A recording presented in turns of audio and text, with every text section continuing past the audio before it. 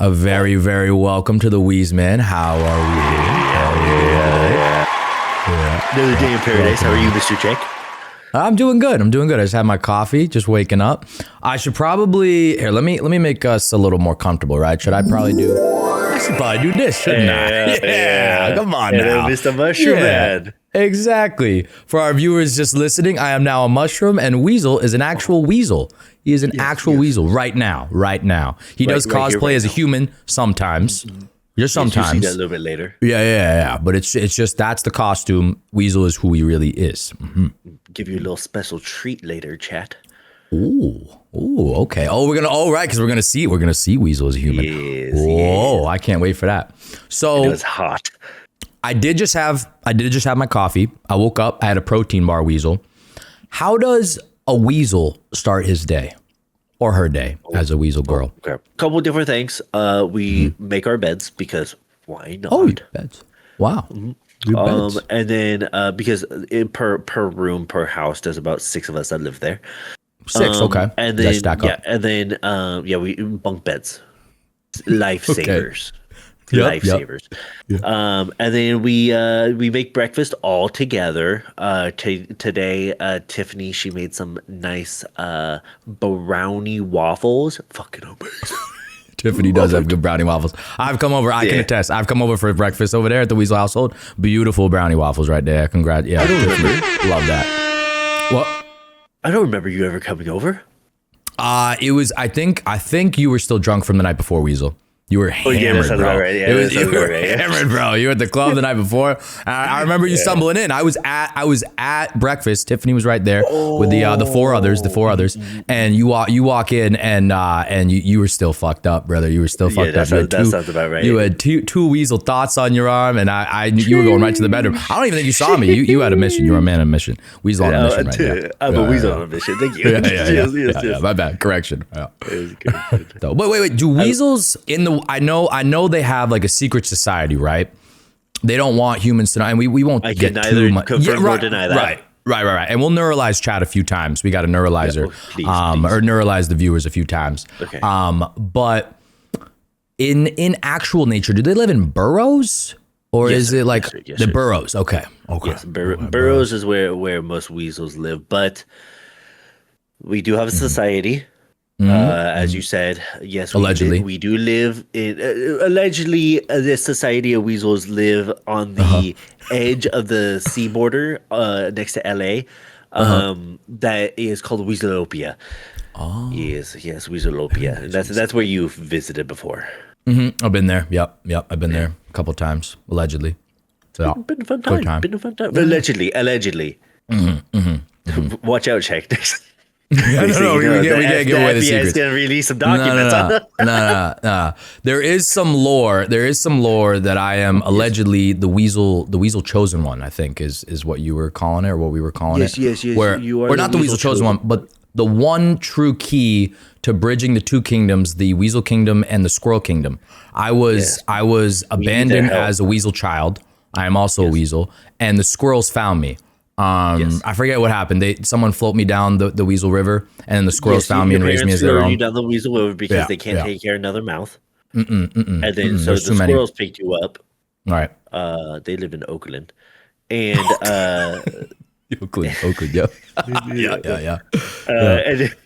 And so they picked you up, and you've been living there ever since. Which the squirrel's very good to me. I am technically a squirrel, but there is a raging war between the weasels and the squirrels, and I am only. No. Weasels and the ferrets. Yeah, but aren't the squirrels also involved? I want the squirrels as our allies. Right, but they're not. They're kind of like we're passive. We're passive squirrels. We just collect our nuts. You guys don't we're not getting involved with the war. Shit. But if we join the war between the weasels and the ferrets, we would be the one thing to change the tides, right? Is that what it is? That's the lore. I think that's the lore. That is the lore, and honestly, if you can put in a good word towards the squirrels, I mean, let's go. Dude, I'm trying. I try every day. Mom and Dad, they're slowly swaying. They're slowly swaying. You know, we're getting there. We're getting there. But yo, you really need I really think you would crush writing a book on the Weasel Wars. Like an actual book. I do need to write a book. You do. Because there's some deep lore, guys. There's some really deep lore that Weasel gets into. And there's variations. I know there's different variations of it. But at the baseline, you're at war with the ferrets, right? Is that what's going on? Don't be saying their names. No, oh my bad, my bad. Touchy subject. Do we call them that? Do we call them that? Do they have a? Yeah. We have a bad word for ferrets. No, ferret just is the bad. Oh, okay. I was wondering if there's any good ferret slurs I should know about. No, technically ferret is the slur. Oh, ferret is a slur.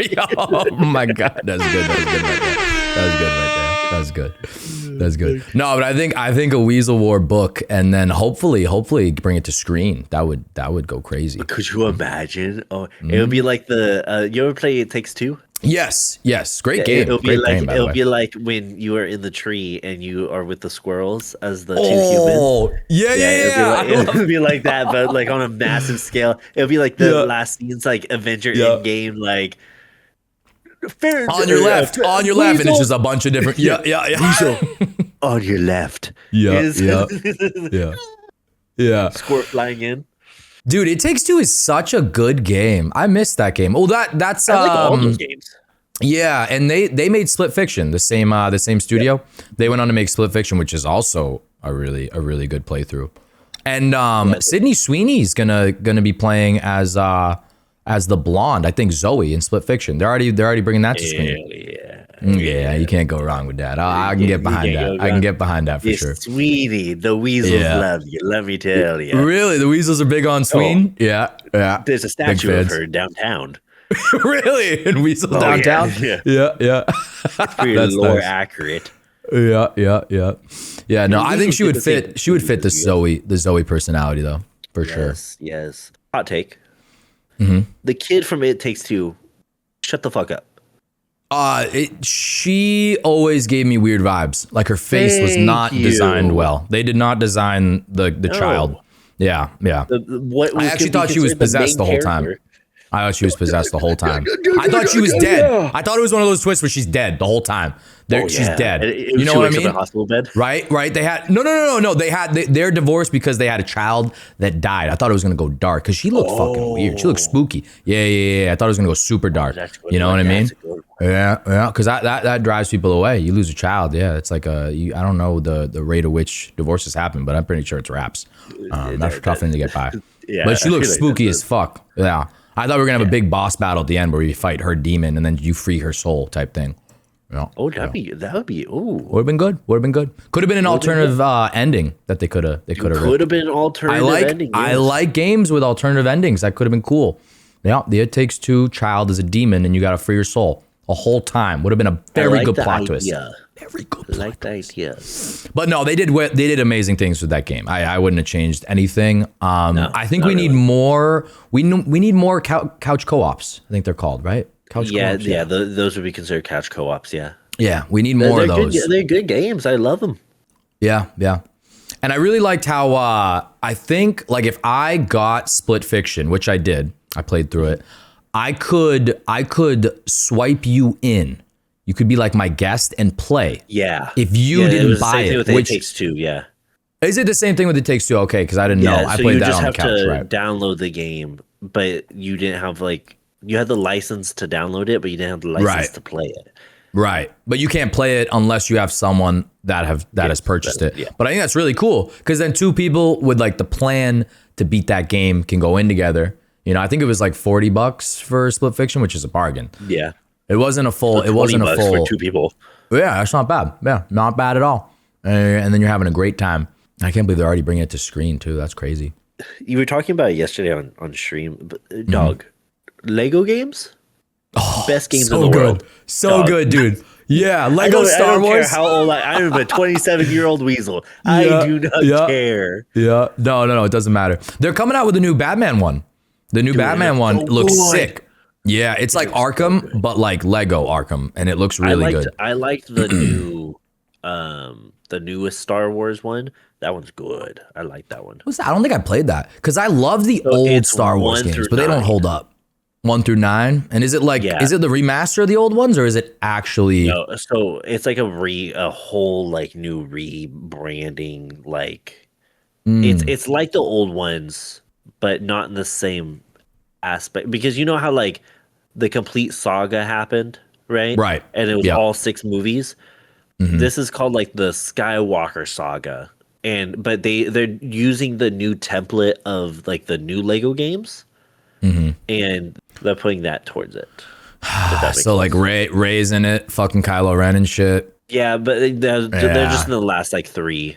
Yeah, I wouldn't touch those 3. I'm really upset. Are you a big Star Wars guy? Big Star Wars weasel? I'm not huge. Well, I mean, I'm a pretty big person, but I'm not. No, like, you are huge. big weasel. I'm not huge in the case scenario of like the Star Wars verse. Like, Gotcha. like I know Have you I know what happened. Oh, have you seen the new movies? Have you seen the new movies? Yes. Okay. Did you like the new movies? No. Like the Ray? Okay, good. No, Okay, no. good. No, I don't. I have nothing against them. Right. I personally just don't like. If I was like, "Hey, you guys want to watch Star Wars?" And they're like, "Which one?" I would choose one of the 6. Gotcha. Okay, so that's good. That's good comms. That's good comms. Yep. And even some of the newer ones, like I liked Solo. I think Solo got a really bad rap. I don't know if you've seen that one. It's the Han Solo standalone movie. Really good. Really good. Yeah. And then they axed it because it didn't do well, or I don't know if there's any plans to keep going. But like that actor did so well with that role. You got Daenerys teaming up with Darth Maul. At the end, I mean, spoiler, my bad. But it was going in the right direction. No. I mean, if you haven't seen it by now, you know what I mean. Yeah. But it was going in the right direction. And then Kathleen Kennedy, thank God she's gone. She was the the acting president of Lucasfilm. She left, and now Dave Filoni is in charge, I believe. Sounds like a bunch of baloney. Got him. No. I would normally clap that. I would normally clap that. Good rhyme right there. But no, he is the chosen one. He made a lot of good stuff happen for Star Wars. He actually developed. I don't know if you know Ahsoka. Ahsoka is Anakin Skywalker's Padawan. He developed that character. And that whole era of the Clone Wars with the animated TV series. So we love him. But if you're not into Star Wars, it's probably like I watched half of Clone Wars. I'm big into Star Wars, as you can tell. Look, we got. No, you have great. You have the. Yeah. I'm glad that you changed the alien out for Darth. Dude, the alien! Holy shit! I don't even know if I have a clip of it. The alien was so loud, guys. I had a 7. It was 8 feet. I had an 8-foot alien, and it was. I thought it was gonna be one of those things where you blow it up once and it was done being blown up. Like that's it. Oh, like, you didn't have to continuous. Right. It was like a blow up doll. Like, the blow up dolls we love to use, Weasel. But it wasn't one of those. It was one of those constant blowing fans you put like on your lawn. So it was, I put it up and I was like, without streaming. And I was like, all right, I have to get my money's worth, bro. I just bought this fucking thing. Like I can't just, and it was non-refundable. Like I now have an 8-foot alien. Yeah. I can't return because I opened it. And so I was like, I gotta make use of it. Did you stab it? No, I didn't stab it. I just deflated it because I need to maybe use it for like next Halloween or something. But I turned it on and I'm like, maybe I can make it work. 3 hours into that stream, you were in that stream. I was like, I can't keep going with this thing. It was just overstimulating me, bro. I was sitting there and there was a constant vacuum. Dude, it was losing my mind. I was losing my mind. Other circumstances within the game. Yeah. And then having blowing. It was too much, bro. It was literally like a constant loud vacuum. And then I watched back the recording, and you guys were listening to it too. I heard it. It was like a constant like hum when I spoke. Yeah. When I spoke, it was there. But thank God I got rid of that. When people join stream, do you ever have like a quick little like Weasel fun fact to drop? Quick little because I like that you know. I have a couple. Okay. You got one that you can spit to us real quick for the listeners. So like we're all in a family: ferrets, weasels. We're all technically underneath the same family. Right. They're called muscelids. Muscelids. Did you say that right? Muscelids. Mustelids. Mustelids. Mustelids. Really? Mustelids. And this isn't a part of like weasel lore. This is like scientific. No, this is I guess both. I'm just wondering. No, it's like how like technically like how like cows and heifers and like all of them are in the same like cow family. Right. It's animal kingdom. Weasel family, animal kingdom family. So like every once in a while, someone will join and be like, What's up, my musclid? No way. People say that. Wow. No, I know you like, oh, you're a learned man. That is very, or learned woman. And they're like, whoa, he has motion, twin. Right? Yeah, he's got motion. Whoever drops that in the stream, you like them immediately. Yeah, Muslids, like, I've never holy heard shit. that. Muslids. What like categorizes a muslet? Is it like just like a small, or a big? You're a big weasel. Actually, you don't have to be small, but like I'm a huge weasel. you know. And I don't want to get in trouble, but like what I was about to say, rat-like, and you would be like, yeah, I knew you were about to end pod right there. You gotta go. Some people say that I'm rat-like. Well, no, you're not rat, but you know what I mean. Like what categorizes a muslet? Can we look that up? Yeah, so I might have to look that up. it includes weasel, otters, badgers, and wolverines, defined by their long, slender bodies, short legs, and dense fur. Oh, really? Okay. Yeah, and then they're Wolverines, too. diverse family of carnivorous mammals. Yes, I'm carnivorous. I eat that meat. Yeah. Buddy.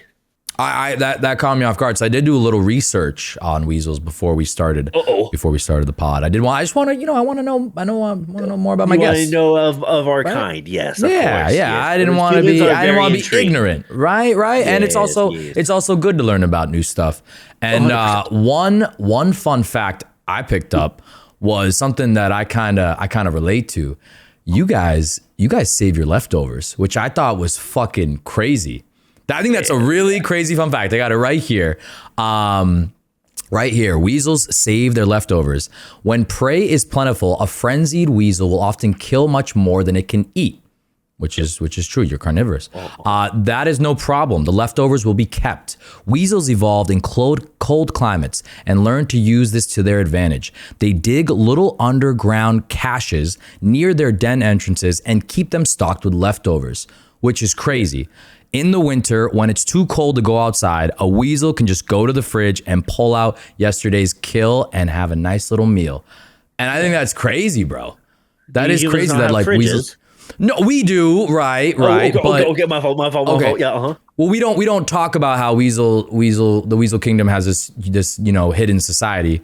Right now, our listeners think weasels, they're animals, but that's crazy that weasels actually do that. That's like incredibly smart. Right? They just bury it and then go back for it.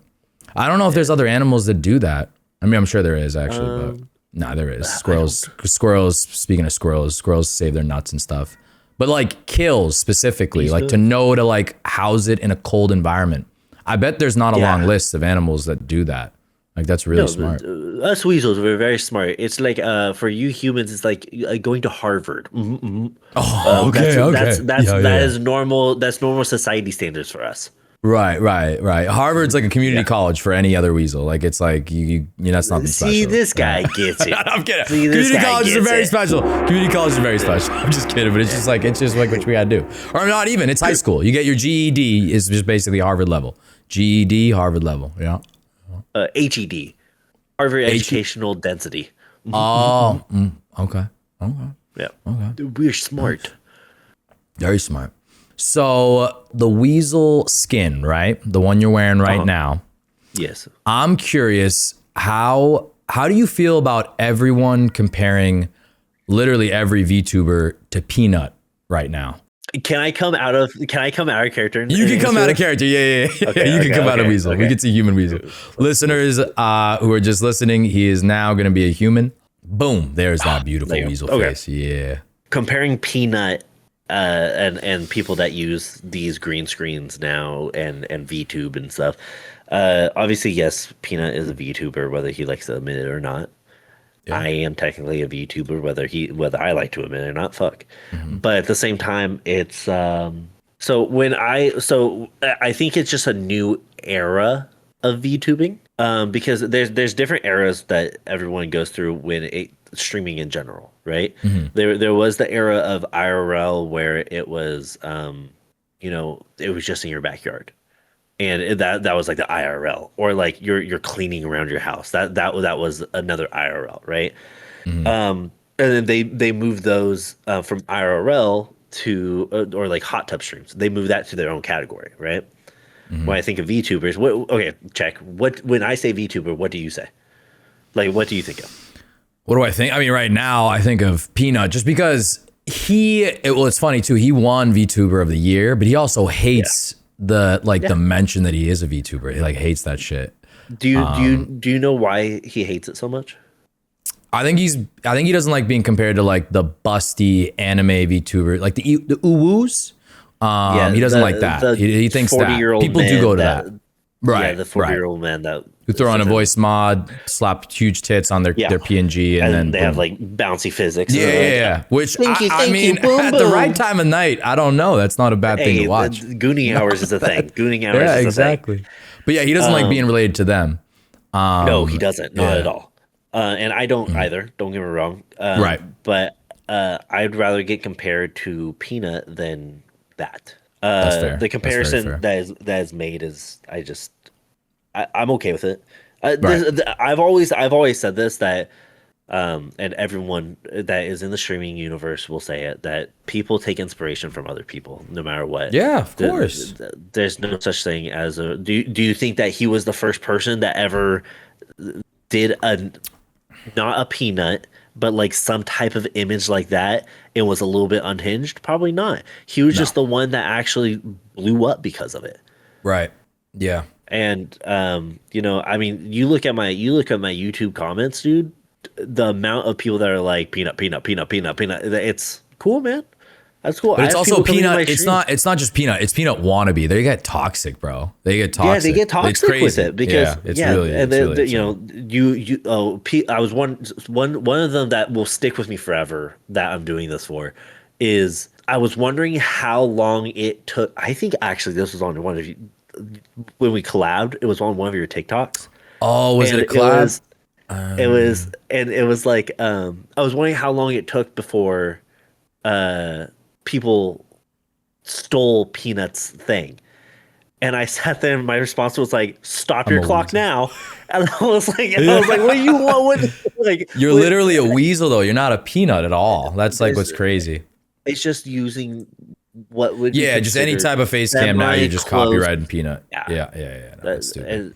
It's a stupid ideology that people have that that it's because it's definitely not copy and paste. There's nothing. There's there's inspiration. Yeah, inspiration. There's actually a clip where he even says like when he first started streaming, he just tried copying other people. I've seen it recently where the Peanut was like being interviewed and he said, I just started streaming copying other people, and then he went off to do his own little like thing. But yeah, it's all about inspiration. It's all about inspiration, where you take inspiration from and what you do with it. Don't copy straight out. Don't do that. No. I try not to do that. Yeah, you got to be a little. You got to be a little original. Add your own twist. Your own spin on it. Did I start doing this once I realized what Peanut was and what that could turn into? 100%. Oh, okay. But like I started it during that time frame, and then Peanut happened, and I was like, oh, that's actually pretty cool. I'm gonna look into that. And it kind of all lined up from me coming home from TwitchCon, understanding the program that I use now, and and meeting the people behind the program, and then using the program, and it kind of all like lined up time wise. And you use Streamer Fog, right? That is correct. Yeah, I use Stream Fog. Yeah. It's a good program. I've personally met half of their team. Wow, very cool. I've been in calls with their team and the CEO. Great company. I love them personally. There's nothing. Chet can attest to it. He was trying to use it the other day, and he didn't realize that it was me. That he was watching your video. Oh yeah. So I was watching a Streamer Fog tutorial, as I like to do. I love watching tutorials, and I didn't realize that it was Weasel making the tutorial, because you were switching between like different things. Like I think you started as like a potato, and then you were a sloth, and then eventually I'm like, wait, I fucking know this voice, and then you switched to your face, and I was like, Weasel, what the fuck? And I look at the name, I didn't even realize. But yeah, it's an awesome software, and it's good that it's out there, because Snapcam is how I do my stuff, and Snapcam is no longer supported. True. It is supported in a backdoor way. You have to like download it in an interesting way, and technically, whoever's keeping it up could pull the plug, and then you can't have access to Snapcam. So literally cool tomorrow thing, I could not use, I use this stuff gone. And yeah. yeah, and I have no way to get it back. So that's cool that Streamer or Streamfog is doing that. And then it also they're working in conjunction with Yeah, so Snapchat, right? So it's the same shit. they're fully powered by Snapchat. Right. And then they also are they do have an option that if for a reason like check, right? You use so for like the hat. Right. If you ever wanted to put that into Streamfog, you just have to upload one thing and it's calling it a day. Oh, really? So Yeah. I find like the Snapchat filter URL or what have you? So Because I've that never on done your that. head right now, like that whole filter right now, that's from Snapchat, correct? Yes, yes. Yeah, so they'll get you have there's a button that on Streamfog that's like missing lens, and you describe the lens that you're wanting, and it'll be for Oh you it'd shit. be And you say like like Ash Ketchum hat. And yeah, Ash then Ketchum maybe hat, and then it'll say Snapchat check lens, and there's a link for you to press for browse lenses, and it'll take you straight to straight to where very it is. cool. Very Yep. cool. Yeah, Streamfog. Shout out. And Shout it out, dude. sounds like they have an amazing team. I haven't met any members, but I'm sure. Yeah, they're they doing really cool stuff. yeah. If for a reason you ever have, if you anybody decides to go use them, I Right. would highly recommend it personally. But if you have any questions, comments, concerns, you can direct them my way, or you Hell can yeah. direct them, or you can direct them towards their Discord, and they're very active in their Discord. Oh, that's good. That's good. Yeah.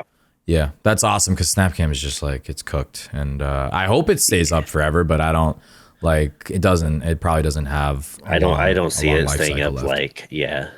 Yeah, no, it's With definitely good to get with behind things like Streamfog. this and Streamfog coming in, I wouldn't be surprised if whoever's keeping it up, if it's not Snapchat directly, doesn't get cease and desist. Right. Well, it's hard to track that down, but yeah, you're definitely right about that. Yeah. It could happen.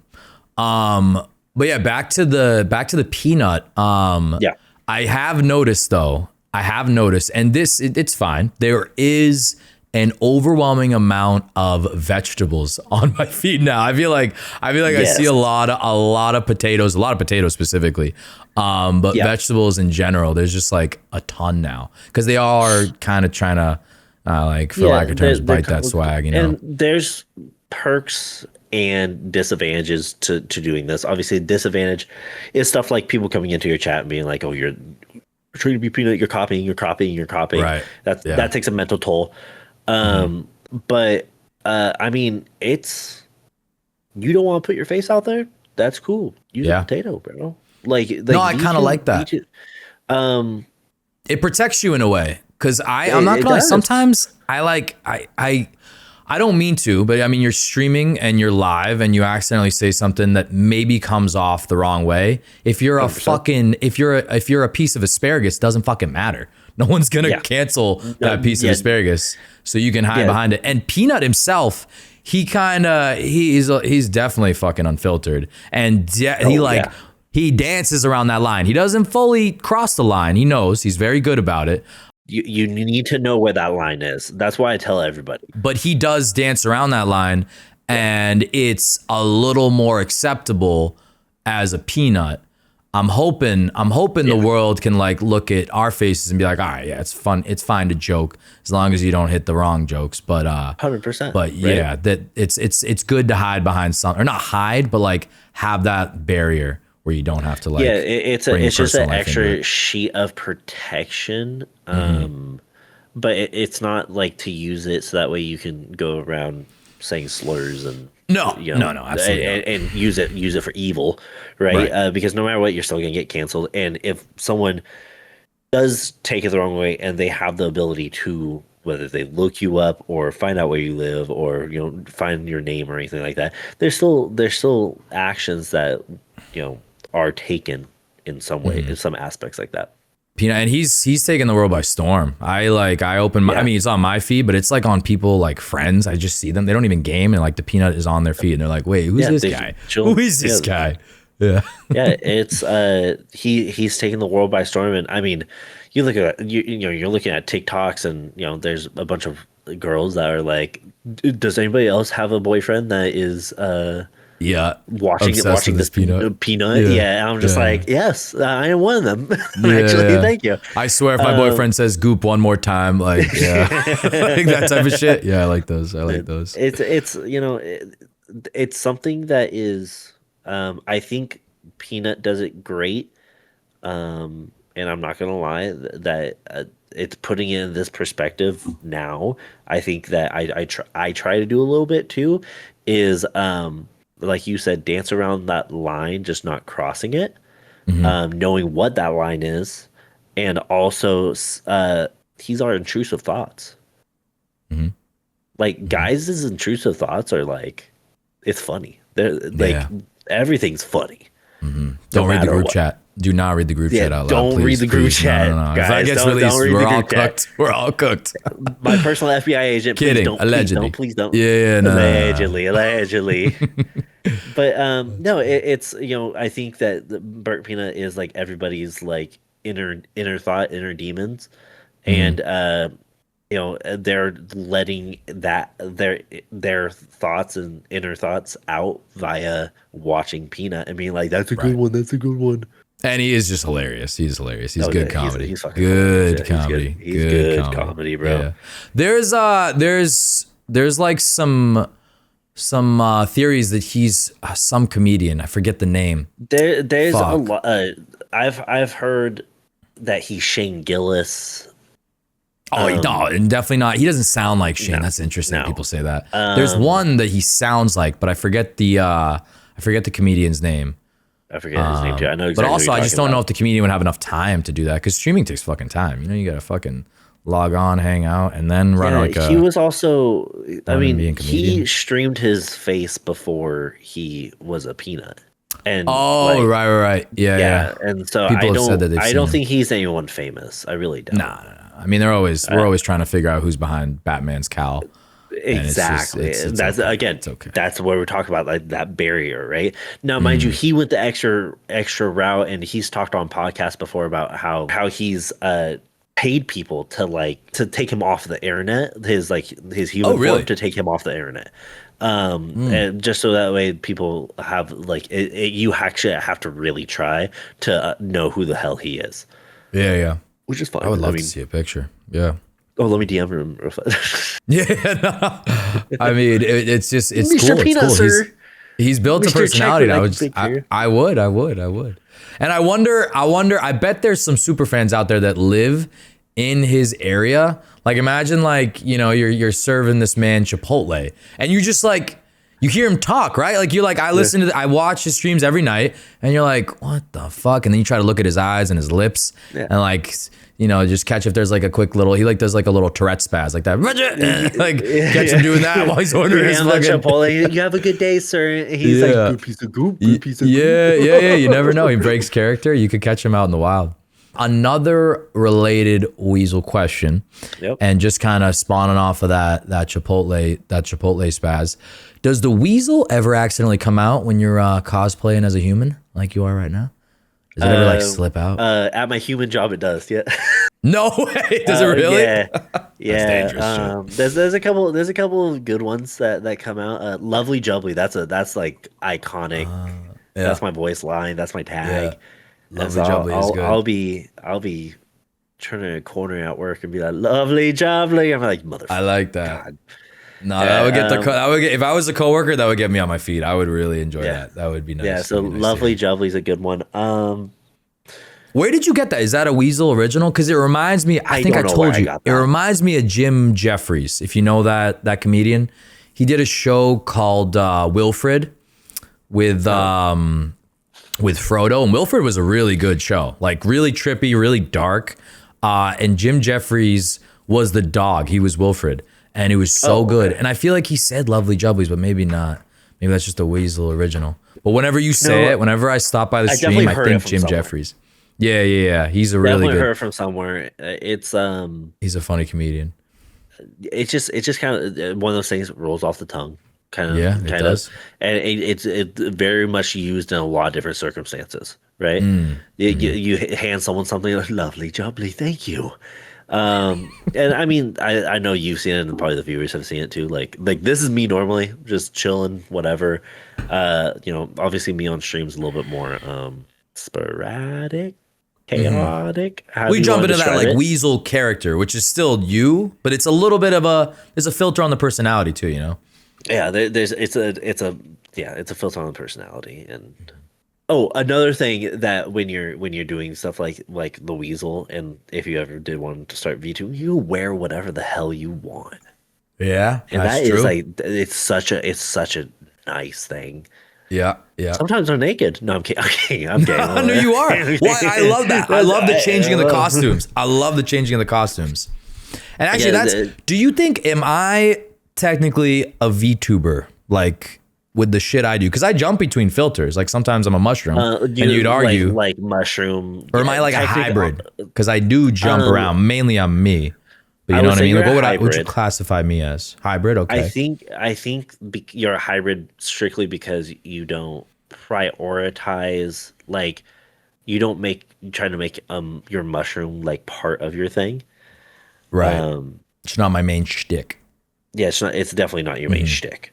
So Side like shtick. it's side shtick. Um I I would say you're a hybrid. I would say you're a hybrid. Okay. All right. I'll go with hybrid. Side shtick. I because kind of like that. That sounds like fucking he side piece with checks the dick. side That's shtick. one for the Yeah. ladies right there. Any lady Yeah, right there? yeah. You got the side pieces you got on the side. That's side shtick. I'm going. Don't tell my boyfriend. I'm going to my side sticks. Yeah, yeah. It's like a little dick appointment. I kind of like that. Girls' night. Going with my shy stick. Yeah. No, I like using that's what's cool about it. You can just like press it and like it's just there. Like I can become like Dracula really quick. Like that's fire. You can't Yeah. go wrong. Blah blah. Count Chocula will- for our viewers listening. I just turned into a Dracula. Yeah. I mean, it's just cool. It adds like a fun layer to stream. I think it's nice. Yeah, I think it's nice. it's a good layer, and I mean, a lot of people, I mean, being in your chat, a lot of people like when you do stuff like that. But I mean, obviously, we have a world famous one right now that that I think you should change the celebrity out in the back if you can. Um, you have the little car that you drive around, and you go, no, yeah, no. yeah. That one gets me every Does it? time, brother. Yeah, yeah, yeah. So I have a little Jurassic Park car that I put myself in with exhibit, and yeah, it's a good time. I put a fish tank in the back. It's supposed to be a play on Pimp My Ride in Jurassic Park. Yeah, I like that one. It took man- so long to make that shit like work in OBS. I can only too. guess, Oh my god, like Oh trying my trying God. to get it to work and everything, bro. Like, a lot of trial and error, but worth it. and But worth it. that's- It's putting a smile on that's- Weasel's face and anyone else's. Worth it. dude, but like again, these programs that we are using to path whatever we're doing, whether it's Dracula the Hat, was it Seahorse Face, whatever you do, Seahorse face is crazy too. Yeah. or for me like the Weasel, there's so much technical things that we deal with, but there's yeah. also so much creativity behind what we can do. And I think that's one of the major things that people don't understand is like, yeah, I've trust me, I have 1, 2, 3, 4, I have 8 scenes that are just chatting scenes, and all of them are based off of games. I have one for Minecraft, one for Crime Simulator, one for Halo, one for. Oh, I don't think I've seen the Halo one, bro. I gotta check that one out next time I'm in stream. There's whatever game that I'm playing, I create a scene for, and then I use that as my just chatting scene while I'm playing that game. I like that. Yeah, so there's a bunch of creativity, because all you're taking up is what would be considered for human us would be this, right? It would be just this is what all you have to do. All this has to get replaced, Yeah. because all it is a green screen. And that or opens the blue doors screen to if you so want many things, dude. Yeah, 100%. I mean, it like I know for yours when you go hyperspeed with Chewy, you have a cutout of yourself, but it's that's not a direct green screen of you though, correct? No, so I'm using NVIDIA background removal whenever I put myself into scenes, which is a great tool, and you can run it right through OBS like I do. Yep. But super taxing on your GPU. I wouldn't be able to do it if I was gaming and streaming off the same PC. It just would not be able to happen. That's actually why I got a second. Right? Yeah, it's a dual setup. That's why I got a second PC, because it could not handle that specifically. But yeah, you can do a lot of cool stuff with it. It just fucking hits your PC so hard. Yeah, worth it though. You have to go with talking about streaming just in general. You have to go with what you have. Yeah, exactly. Obviously, Czech didn't start. No, you didn't. You didn't start streaming with 2 PCs. No, I started on a Mac. I started on MacBook Pro, and the stream didn't look too much different.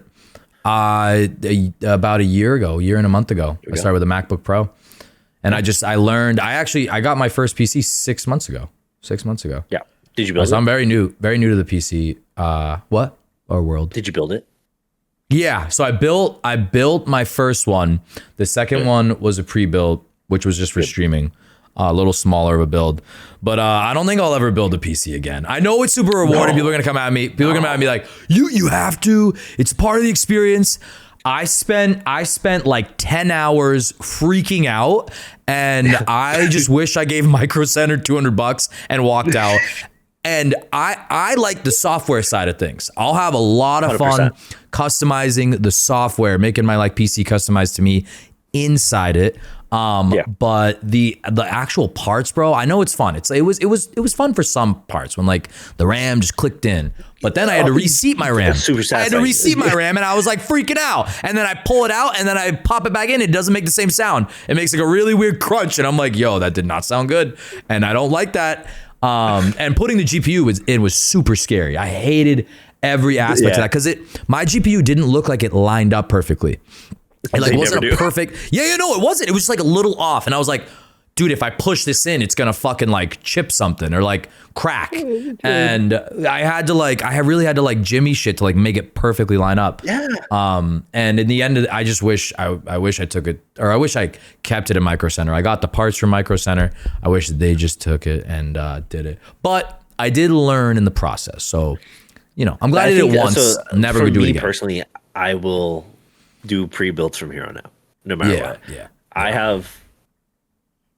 I got a beefy computer, and it's huge. What are we sitting on GPU wise? What do we got in there? Or is it just a big boy? 4090. Yeah, it's a beefy computer, and I'm able to do a lot of my transitions and everything on one computer. I have one computer set up. Right. With a 4090 for sure. So, yeah, for the 4090. I built this one. Loved the process. Same thing. I had to reseat my CPU. The CPU. I forgot that's scary. The CPU. That's scary. I forgot thermal paste. There's a lot of things I did the first time I did wrong. But I learned from them. Yeah, of course. Tell me, I built this about 3 years ago. Tell me how to do something else. You got me. I'm GPTing it. I'm not touching that. Not anymore. Well, that's the thing too. I had to and I'm sure you did. I had to watch endless amount of YouTube videos on how to do each and every step. So leading up to getting the parts, I was doing that for weeks. And then doing it and having to rewatch it while I was doing it, it's just is it worth the $200 to just do it right? You know what I mean? But I don't want people to roast me. It is very rewarding. I was like, oh wow, beautiful. I will say that I think it's worth at least $100 of the bucks if Micro Center will tie your cables for you. And cable management. Yeah. Cable management. that huge. Right there. That's $100. I took a while doing that because that shit bothers me. That was one of my 8 hours that took me to the computer. Well, Micro Center does this cool thing where you can pay. It's not. I don't know if it's worth it, but you can pay to build it with them, and it's they walk you through it, which I think would be a very cool experience if you're completely new to it, like I was. But I literally took the parts and I did it, and glad I did it. I am glad that I got to see that process. I will not do it again. I will not do it. That's just me. Yeah, that's just me. Yeah, That's just me. I agree with and you. if you know how to do that, and you're like, and you like doing it, all to you. 100%. But I just like the software. You want to go my side of next things. one? Like, please. Yeah, literally. I'm good. I'm good off of that. Like, I mean, I just changed out my sticks of RAM, and then I need to add. But I think my next upgrade's like, I need to change out my CPU. Yeah. That's gonna be a tough. It's like an i7, but right. Like, yeah. it's a little so that's behind. why it's good to build it once, because you can take things Change off your everything PC out, and put it. Yeah, exactly. You can also YouTube that pretty easily. But once you go through the whole process, it's like, all right, it's not like that crazy. It is adult Legos, but it's like I mean, Legos are expensive too, but it's a little bit more. And The RAM Legos right are now, bro. as Holy expensive shit, as that. Oh my RAM is expensive. You gotta be careful seeing that shit. That's like literally diamonds. You can't fuck that up. I bought my RAM right before. Oh, good. Very lucky. And lucky. Trust Very, me, lucky. very lucky. I definitely Yeah, did yeah. not. I definitely didn't sit there and I definitely wasn't watching the market or anything like that. Nah, RAM is cooked. At least consumer RAM. What shows is Weasel watching right now? You watching any good flicks? I I'm ripping just Fallout. started. Fallout. I just started. Oh my god, why can't I think of it? New Game of Thrones, maybe. No, Night but of it's the on Seven HBO. Kingdoms. Ooh, The Pit. The Pit. Oh, I haven't heard of that. Yeah. What's that about? They walk you through the day. I don't know if it's a full. I think it's just 12 hours, but it's 12 episodes. But I think it's 12 hours in the ER. And Oh, is it it's like a real like a docu-series? Like they're actually going through No. ERs and so it's no. like Grey's- it's a TV Grey's show. Anatomy? So Grays without the reason McSteamy? why I started watching it was because there's that doctor on YouTube that like goes and he watches like all the doctor TV shows, Dr. Yeah. Mike or something like that, and he watches all the doctor TV shows and he goes, "How accurate are they?"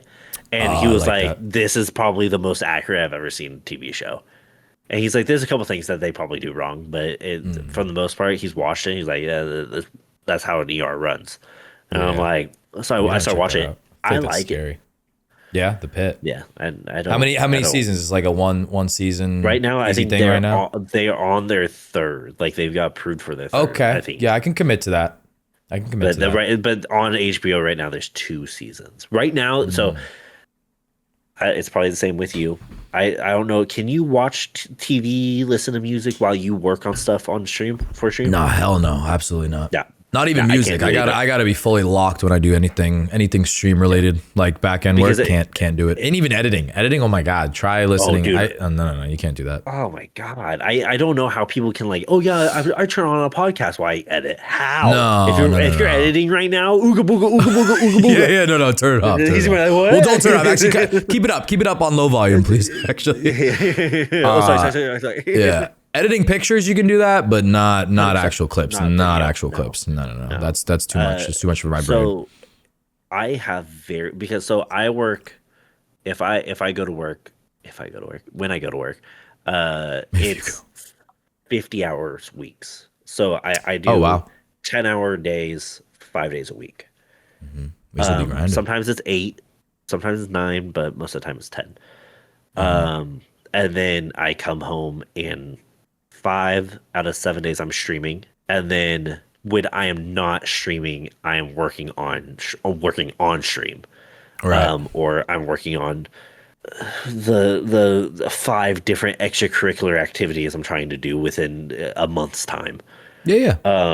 You gotta have a life too outside of streaming and work. You know, you gotta do. What makes Weasel like, happy. I go out with my friends on Fridays and like Nice. I'll Very go out and important. drink, party city, you know. Yeah.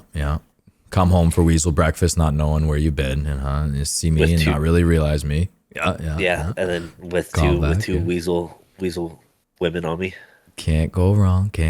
They're very pretty. Can't go wrong at all. Yeah, I'm watching Fallout. You haven't checked out Fallout? Fallout's so fucking good. Fallout first season, loved it. Second Yeah. season, I watched half of the first episode and then I got interrupted by something. Oh, okay. You got to get back to it. It's so good. The What second was it? season's Don't know.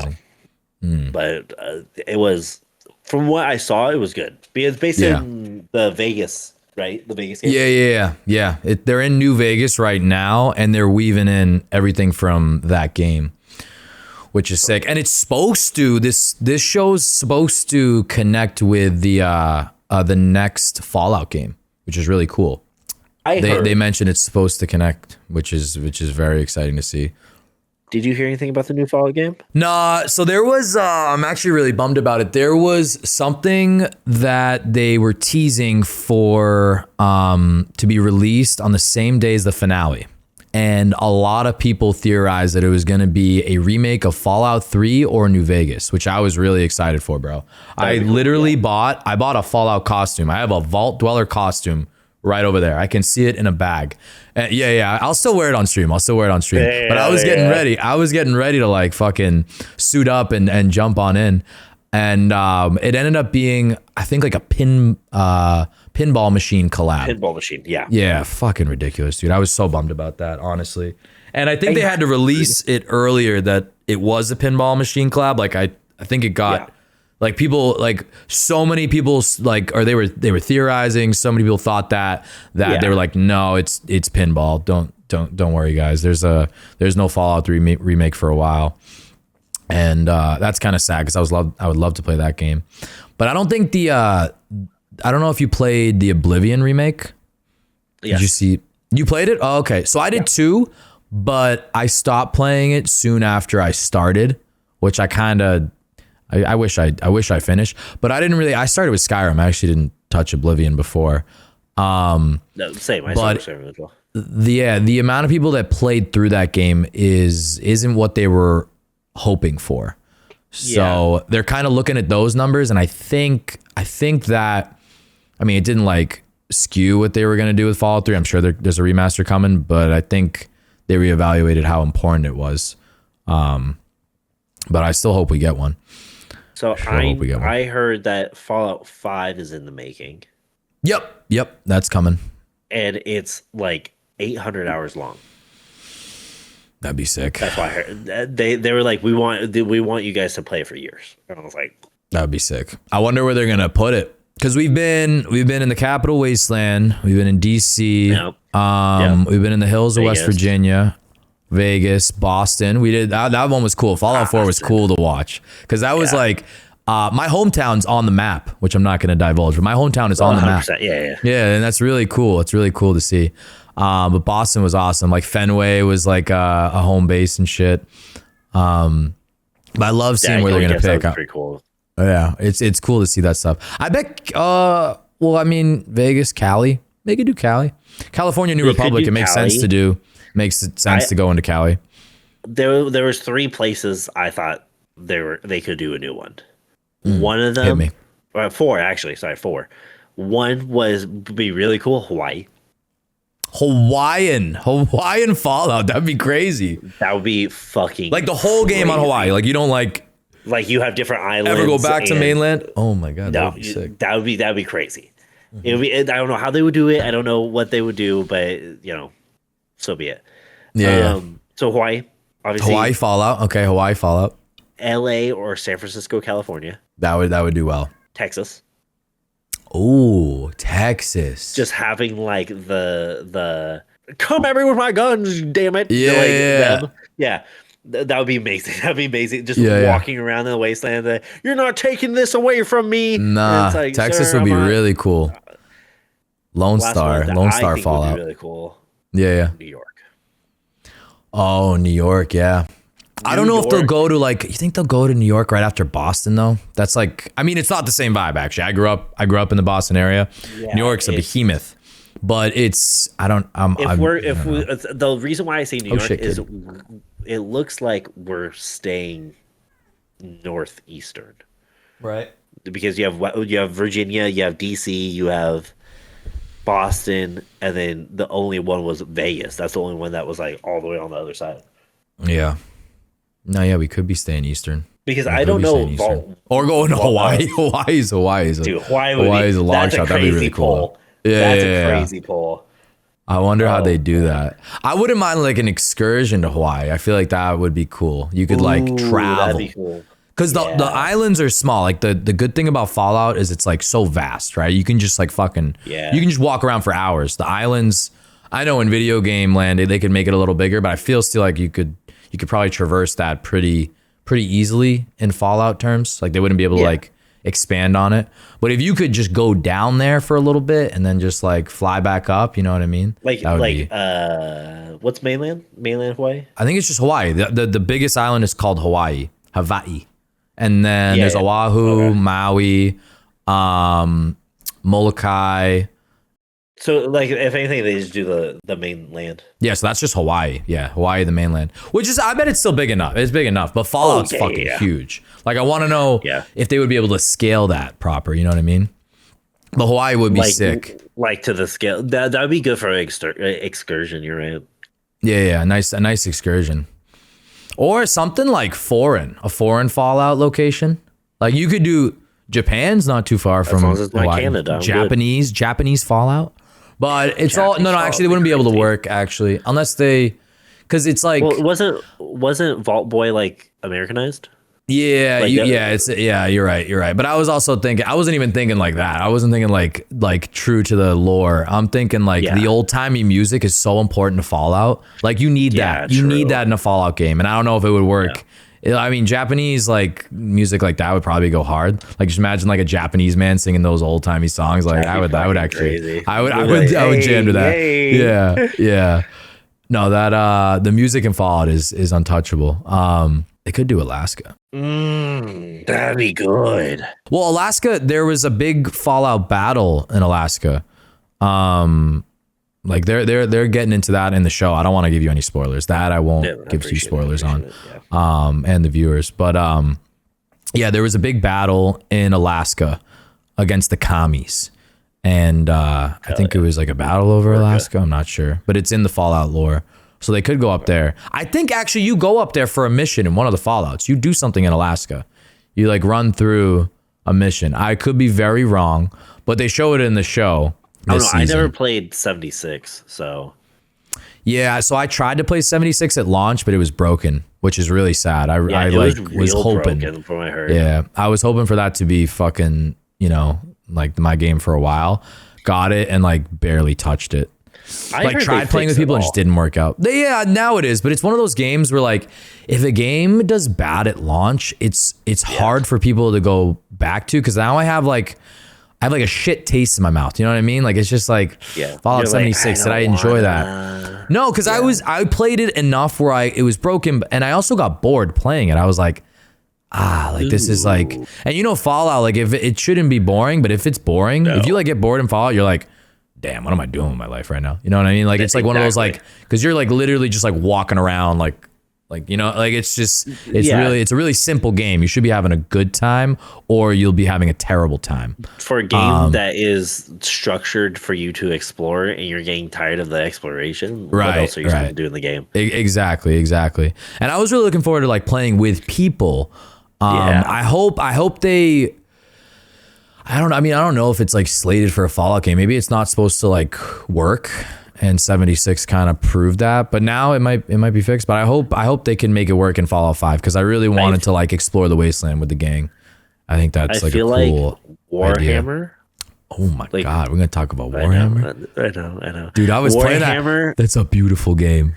I was playing that when you were playing that. Oh really? Oh shit! Yeah, I was like, I have 40,000 Warhammer 40,000. Was it? 4K. Yeah, Warhammer. So it's Warhammer. Okay. It's Warhammer 40,000 Space Marine 2, which is like I literally so my buddy was like, "Oh, we should play that game." When he read the title, I was like, "Is that one game or two games?" Because Warhammer 40,000 sounds like a game, and Space Marine 2, right. And I didn't understand either. Is 40,000? Is that the year they're in? I think they're in the 40th. The 40th like millennia. So someone in the comments gonna kill us. Yeah. No, that's what I'm hoping someone explains that because I don't know. And the game is beautiful. I load in. The graphics are amazing. The world they built is amazing. The mechanics are a blast. You like use a sword and then you can switch to a gun and you can like include the sword in your like fucking takedowns, if you dude. Dodge perfectly. get this cinematic like they Yeah. jump at you and you just blast them. Yeah, the parries. Oh my god, dude, that game is amazing. And I kind of needed like a break from Ark. From Arc I need a Raiders. little. I mean, I like Ark. Don't you know I love Ark. I'm a Goopa at my core, Goopa but I blah, needed Goopa. something like cinematic like that. And you can play with up to 3 people or 3 people in a squad, which is fucking Yeah. sick. They so I got into Warhammer because I play a lot of strategy games, you know that. Um and one of the strategy games I play is Total War Warhammer, which is Oh. this like you start with two, I think they're up to 290 something now, different factions on this giant Warhammer map, and you control one of the 290 something, and you try to conquer the world. And they have like different things. They have like high elves, they have dwarves, they have wood elves, they have dark elves, they have humans, they have Bretonians, which are just a different faction of humans. And then they also have like the Chaos Warriors, which they come in and they try to wipe everybody out. And the Chaos Warriors are like these ultra humans that like are filled with rage, and they just the more you hit them the harder they hit. And like it's the idea of it, because what you do is you control, it's like Halo Wars, right? Halo Wars, you Right. control I was just about to like ask. It's a big controlled. You army. control an army. Yeah. Yeah. Okay. You But tell them it's to go more, this way. except Yeah, for yeah. like Halo Wars, you control an army and just like kind of send them, and like Right. and they have like one special ability. When we're talking about strategy games, Halo Wars is a lot more like UI friendly, a lot more user friendly. When we're talking about Total War, you're controlling your melee units, half of your melee units to go fight a certain path. Basically, it's like 20v20, unless you have reinforcing units. You have 20v20, and like the dwarves have guns, and but you can't put the guns behind melee units. Otherwise, they'll just it's realistic, and they'll just Oh. shoot the melee units. Right. So friendly fire is on. So you actually have to Friendly like. fire is on. You If actually you have to cast position your a army fire, proper. yeah. If you Oh. cast a fireball into a group of enemies and friendlies, or have your artillery sit there and like shoot like catapults into the enemies and friendlies, if it hits any of your friendlies, they're dead. Whoa. I think I would really like that game because I loved Halo Wars, dude. Halo Wars was such a good game, and I'm sad that it like didn't do well enough to keep going because that was so much fun, like commanding an army, and I also just love like Halo You lore. did the second one, right? I did the first one and the second one. The second one was really good. Yeah, The second one was I really love good. the second one. And the lore is really good. They brought, I think, I Yes. forget which Halo they brought him in, but Atriox is the big baddie in Halo Wars 2, and then they bring him into like the actual Infinite. Halo games. Is it in Infinite? Yeah, He's in Infinite? I'm going over Infinite right now, and he's like the main antagonist. Right, and he's sick because he's part of like this faction called like the Banished or something. Yeah, he's part of the Banished. Yeah, which is like, I don't know, they were like the expendable covenant. Yeah. Like they just sent him into whatever. They sent him into like, SUI missions. They weren't making it out. They don't care. Go, Atriox and your gang. And they'd make it. And then they disbanded from the covenant because they weren't appreciated for whatever reason. And yeah, Atriox is a really cool bad guy.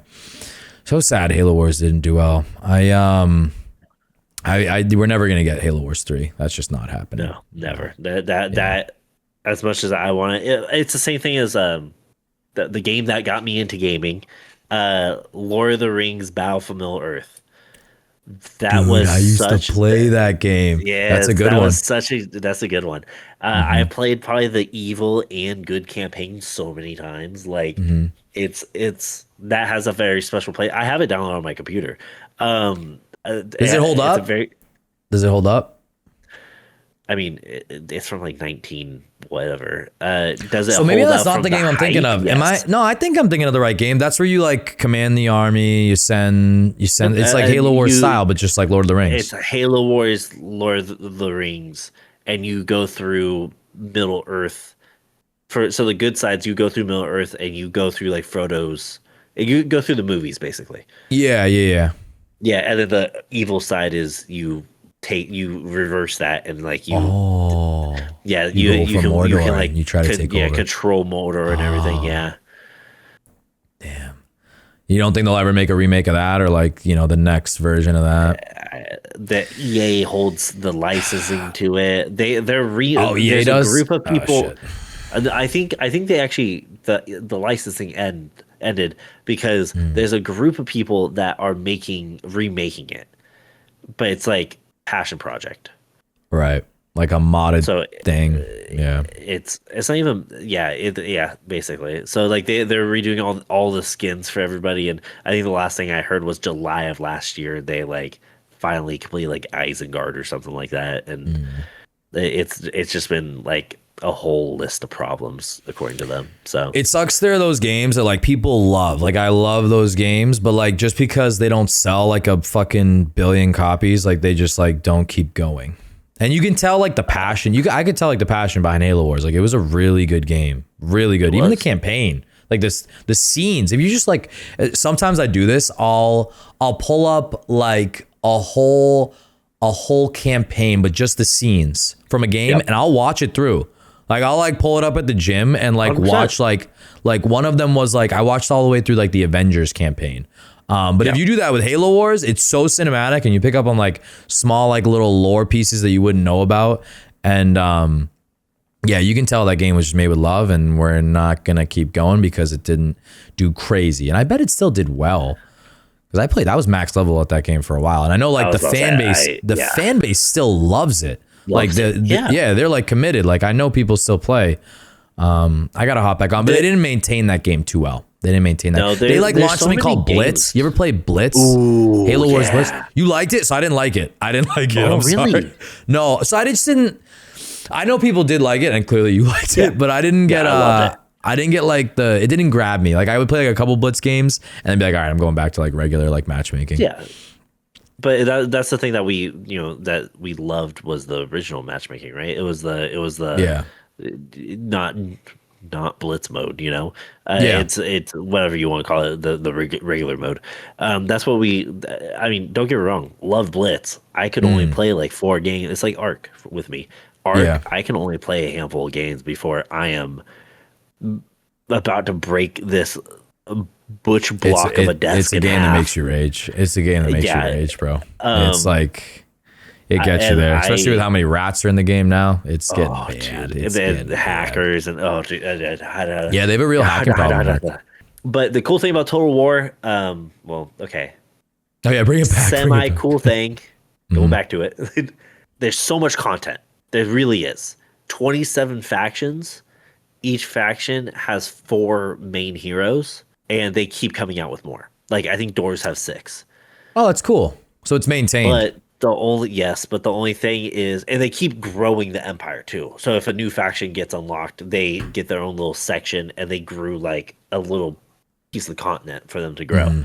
The only bad part of it, though, is that with each release, you have to pay for the new heroes. I mean, that's about $15. It's about $15 for 2. And there's how many? That'll add up. I think base you get like 3/4 of them, and then like there's a fourth that are locked behind you buying them. Okay. Yeah, the Warhammer universe. I don't know anything about it. I knew there was a kid in my school in back when I was in middle school who was obsessed with like little figurines. Yeah. And I looked them up. They're like fucking expensive now. And people like paint them and like they get really into it. I think that'd be cool to get into it. The tabletop Warhammer. I know Henry Cavill's into Warhammer too. He's gonna be I think he was cast as Captain Titus. Yes, he was cast as Captain Titus, and it's really cool that like he's gonna be playing that part because he really loves it. Like he does those type of roles that he gets into, and he likes the source material, and you can tell that like bleeds into how he performs.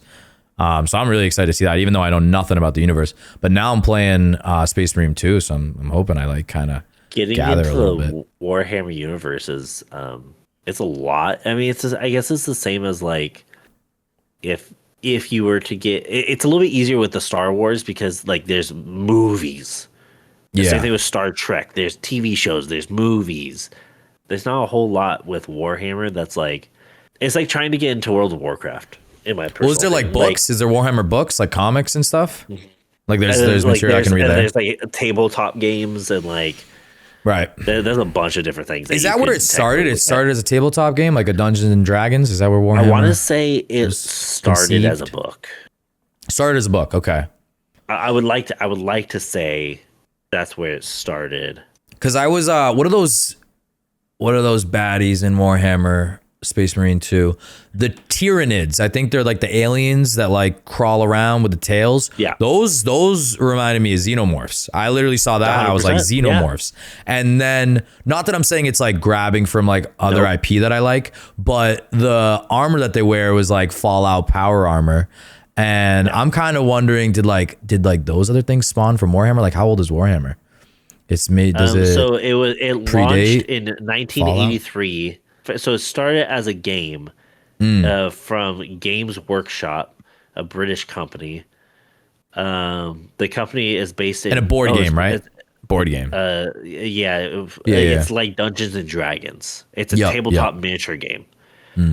Developing from their early import and distribution of other games like Dungeons and Dragons. 1983 is when they started. They're from the UK.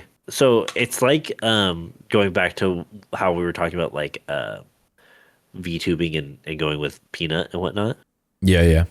You said like it's a comparison, like it's a close enough comparison, but it's not like this. No. I'm not saying xenomorphs. I'm not saying xenomorphs were ripped off from Tyranids and like vice versa. But I saw them and I thought I was mowing down xenomorphs. Like I was like, 100%. And there was even like an alien in one of the missions where it was like doing the Predator thing. Like it was going like cloak and then it would show up. And I think it even had fucking dreads. I swear. I was playing last night. It had dreads or some type of like long hair. What game is this? Yeah, no, literally. I thought it was Predator and then the Tyranids running around looking like xenomorphs. But dude, I love the lore. The lore and the game is just so beautiful. Like I can't believe I was sleeping on that shit. I'm so glad I found it, and it makes me want to play. I don't know how good it is, but it makes me want to play Space Marine 1 because I want to see. Yeah, I want to see where this came from. They remastered that. They remastered that. Okay, because I was gonna. Yeah, from what I was gonna say, does that hold up, and how old is that game? Because Space Marine 2 came out 2024. So that's fairly new, and the only reason why I heard about it was I was watching another streamer, W man named Shroomnatic, great guy. He was playing it, and I saw it, and I was like, "What the fuck is this? It looks beautiful." It like gives like a Space Marine 2 gives like a Gears vibe. I get very much the Gears vibe, and you literally saw people in half. You have like the fucking I don't even know what it's called the saw sword. Yeah, you literally cut people in half. It gives very much Gear vibes. And I loved Gears growing up. Gears 2 and 3 were like my childhood, even though they shouldn't have been. I was a little young to be playing that shit. But that game, it reminds me of it and brings me back a little bit. I think the game that like reminds me of my childhood that I wish they did more of these kind of games were. Do you ever play Evolve? Evolve, yes. With the one monster, 4 hunters, and you used to hunt your friends.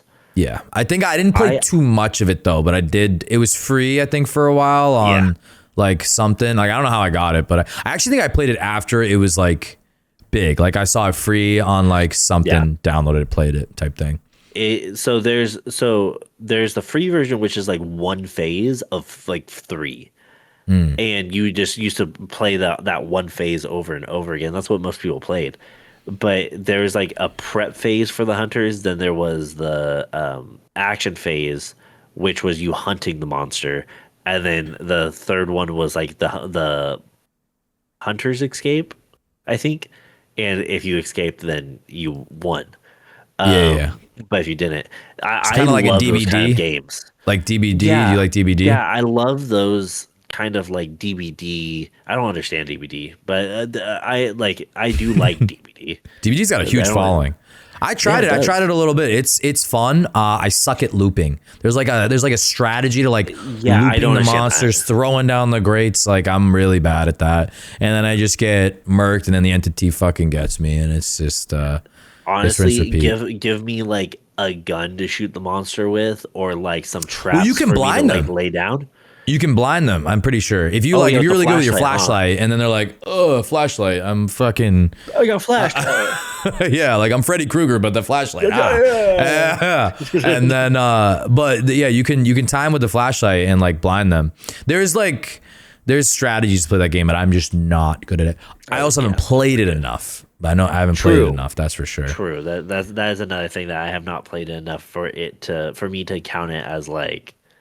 Yeah, like I gave it like a fair shot. I haven't, but it was fun when I played it. It's like I think it's a game that I can play for like a few hours with friends. Like I need to play with other people, have a good time, type thing. So I like how they bring in different universes like Fortnite does. Like there was just like a Stranger Things DLC. Like I like that. Like I always see like something new coming to DBD, and it does kind of like draw me to the game because I like that. Okay, I just looked it up real fast. Warhammer 40th Space Marines, the Anniversary Edition. That was a remaster. They released that one in 2011, and they released a Master Crafted Edition that I think is both Space Marine games. It's definitely the first one. I don't know if the second one's included with it. That one released in 2025. Oh, wow. The 2025 one is the first Space Marine enhanced for the new generation. And then the Anniversary is just the old one getting re-released because that's what everyone was doing previously. Check that out. So I just looked at this. They are releasing a Total War Warhammer 40,000. Ooh, and that's the game you like, right? Like the strategy, army control and stuff? Yeah, so it'll be the Total War Warhammer, but in the world that you're playing in right now. I wouldn't mind controlling some Tyranids or Xenomorphs, whatever they're called. I'm definitely going to be playing that when that comes out. Yeah, because I'm looking for a good... What is that type of game called? RTS, right? Yeah, real-time strategy, yeah. Yeah. For good real-time strategy? I like those games. I just can't find a good one that's like updated right now. Like there's Warcraft. Isn't Warcraft one of them? Is it Warcraft 3 got re-released? Yeah, that is a good one. I do like that. I mean, I've never played it. Someone was trying to get me into it, but it's like not a dead game, but it's maintained, but it's old. I think if I'm thinking of the right Warcraft. Yeah, but the most recent one I've played is Halo Wars 2. And I like that shit. It's calming. It's like just controlling the units. You don't have to like sweat, focus so hard. Yeah, like I like just like decompressing. Be like, you go over there. You know what I mean? I'm just chilling, and it does get pretty intense. But I love collecting. I love collecting resources and like trying to get as many resources as I can in like a short amount of time, and then building units with that. I need more games like that. Game Pass? Yeah, I do. Age of Empires. That's a classic. Yep, that's a classic. But when was the most recent one? Because I played the older ones. I haven't touched anything recent. I don't know. Was that Mythology? So Age of Mythology, or there's a sixth one that came out, I believe. There's 4. There's 4 on the Xbox Game Pass right now. Yeah, I could get behind that. The other one that I know that's still popular is StarCraft. StarCraft's really popular. Yeah, people like that game. People have said I would get into that, but never given it a shot. Very there's a strong fan base for that. Yeah, strong fan base. Very, very, very diehard. But wait, so you got like you said you have like a few Arc games, and then it's starts to get to your head. Yeah, Arc has started to not get to me, but it's like. I enjoy playing with you because the verbal communication's there. We have a good time. Yeah, we have a good time. And, it depends on who you're playing with. Whether we're messing around or it's, there's people on us and we're locking, we need to play, we need to win. Mm-hmm. The communication's there between us. Mm-hmm. I've played with some people that the communication's not there. Right. And it's just a little. That's one of those games. It's a little harder for me to. It was like Siege, Rainbow Six Siege.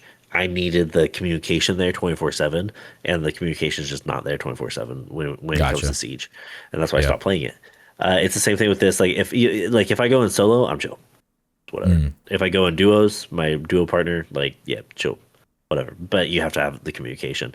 Like it's the ideology behind, when you can mess around, when you need to get serious. We're streamers. We can't make it that serious. Like I'm not trying to be like ooga booga, get away from my game. If you're not serious about it. Like I mean, the cool things like you do, right? You go down, and you start playing music for people. I'm like, hell yeah, I love that. Like, let's go, baby. Yeah. But it's also but it also doubles up as if I'm trying to flank someone and you start playing music, they can't hear my ass. No, yeah. The music's a good play in Ark. I think it really changes the game. It still hasn't saved me yet though. Like I'm waiting for the guy to be like, oh shit, he's got music on. Let me get you back in. It has gotten me defibbed and then put back down, but that's just them being fucking assholes. I hate that move. Like, oh, didn't see that one coming. Good shit. You raised me and then put me down. Whoa, what a pioneer. What a pioneer. But like literally, it's so old at this point. I hate that shit. But I'm with you. That's why I started playing Space Marine 2. I needed a break from Ark because I played the shit. I mean, I'm still playing the shit out of it. It's a beautiful game. They did an awesome job. I do think we need a new map. We need something right now, like right this second. I think I've been saying it on like the past 2 pods now. We need something new, or at least my rotted brain needs something new. Because I'm at that like 4 mil mark. I'm gonna sell all my stuff and get all the skill points, and I'm just going for PvP. And the goop doesn't matter, and the PvP is really fun, but like I need something. I need something more now. But the game is still sick. The game is still very nice. I mean, I play it with some friends like at very late at night, and we kind of just sit there and I twiddle my thumbs together, and I'm like, all right, so free kit Stella, and everyone's like, yeah. I'm like, that's what it is. I'm just free kit. Yeah. I'm free kitting on Stella. Too much. And I think it'd be really cool if they added a requirement to Stella and some maps where you would have to go in with minimum 30k loot, minimum. So and then that was one of the things that I would like to see is because they added the section where it's solos versus squads.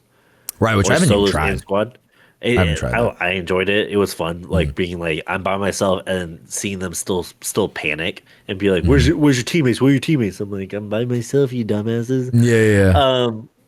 It's also I also want to see a thing though that is whether it be a toggle or something that is free kit separate from loadout.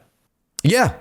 No, literally, yeah. So that'd be beautiful. Load in with a loadout, then you would load in with everybody else having a loadout. Yeah, and then the stakes are raised, like the group is better, like that would be raised. That would Except be really for having good. a full like a duos, like one has a Torrenta and the other has a just a stitcher that they loaded in with, like exactly. And a freebie can take out a squad with kits, like it can happen. 100%. So it kind of sucks going into Stella like that, and then everyone just runs freebies, and then you lose your good goop on a like when that happens, it really is frustrating. Stella gets the best of me sometimes, but it is also beautiful. It's a great time, especially when you're playing music. It's a great game. You throw on some music. There's certain aspects that it hurts my head. Yeah. I agree. What's your favorite weapon in Ark? Top weapon for Weasel right in Ark. now, it's the what's that pistol? The anvil? Oh, the Berletta. Nope. Medium ammo. The Venator. Yeah. Venator.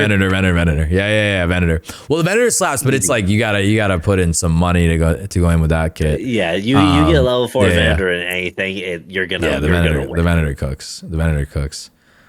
Anvil is really good, and I do hit my shot. So yes, that is do really like that weapon. It's probably on par with the Venator, but give me Venator Anvil, I'm good. Yeah, that's a good loadout. The Berletta is my favorite right now. I just like the way it shoots. It's just a little faster than the Venator. Yeah, it's really satisfying. It's really satisfying because there's not another gun like it right now because they nerfed the kettle. The kettle just got nerfed. It doesn't match up with your trigger finger, which I guess makes sense because of macros. It's messing me up now. Yeah, I don't like shooting with it anymore. Like before the nerf, God gun. That was it. Poor man's Venator. Poor man's Venator. You kept that poor up. man's Venator. Yeah. Yeah, upgraded all the way. That's the gun. But now I just don't like. It's just like it kind of freaks me out too because I used it all the time. That was like my gun. And now that I know, or now that I like expect it to match up, but it doesn't, so it kind of like fucks up my shooting like a little bit. Not really, but like I expect to do something, it just doesn't, and I don't know. What kind of mouse you got? I have the Glorious i2. Highly recommend this mouse. The Glorious i2. Oh. It's got 4 side buttons, and that. super lightweight, and two on the top. I mean 3 if you're counting the mouse click. But yeah, this mouse slaps. Very much like Glorious. I like that. And she pretty. Yeah. She is a pretty mouse. Nice mouse. I like the underlip that you have on your thumb. Yeah. So you wait the thumb button right here. The underlip that like where your index finger is, that one, that like part right there, just a little underhang. Got you. Right. Right here. So you don't like that. Yeah. You don't like a what's it called? Symmetrical mouse. Yeah. So like for me, I have a symmetrical mouse, and I have the Razer Viper Ultra, and that's a good mouse. This doesn't have anything. So when I game, it's legitimately like I'm scraping my thumb. Well, that's better for like competitive, but you have bigger hands. For bigger hands, one of these is the better move, and I feel like this just fits my hands better. When I hold a symmetrical mouse, I do the same thing. I end up like scratching the mouse pad, and like my thumb like kind of falls off it a little bit. But yeah, for long hours, bro, this mouse is like fucking nice. And I just wanted a couple. I didn't want to go like MMO style. I know the MMO people like run like a ton of buttons on the side, which I've heard if you play an MMO and then you switch to that, there's like you're never going back. But I just wanted like I could have done with 3, but it just came with 4. But just one more, especially for Arc. I thought just having like this is my item wheel. Right here, this top one. Oh, that's So I don't take my hand off the mouse. I don't press Q because I just don't like Q. I just hold that and then I scroll with my mouse, and it's fucking nice and easy. Yeah, I thought that was a good one. And then this isn't toggle crouch. This is like stay crouched, whatever that like is called. So I click this and I'll stay. Yeah. Like I'll stay crouched. Like I have to press this to disengage it or like run. And then I forget which one of these is, but one of them's the dodge roll, and then one of them's change perspective, which I think you should definitely have on your mouse. You should 100% have change perspective on your mouse for Arc. That's like a no-brainer. The other two are like, dodge roll for sure needed. I still have that on X. Change perspective. So, change it. Yo, it'll change your game up. I literally just spam it, but like that's something I always like. I'm always changing an Arc, and you kind of need to be. For me, I don't have. I need something on my right hand side. I'm right hand dominant. I need to change my stream deck from my left hand side to my right hand side because right now my 2 buttons are procs and team chat. So on like I'll toggle on my mouse. Oh, on your what? Yeah. That's wild. Oh, so everything else is try on a game. Oh my god, no! Try a game with a change perspective and dodge roll, dude. I swear, it'll just play so much nicer. I'm going off of YouTube too. I watch like a bunch of YouTubes because you know me. I just switched to mouse and keyboard. I switched to mouse and keyboard. Like I think we're almost at 3 for you. It's going really well. I'm really enjoying it, and especially in Arc where like management is so big. Like going from controller and like literally like using the D-pad to scroll across to like fucking select something, bro. Oh my god. And the mouse is just so much cleaner, so much faster. I just drop shit like it's like no one's business. Because I started on controller, so like comparing the two is crazy. But I love the game so much that I switched to mouse and key.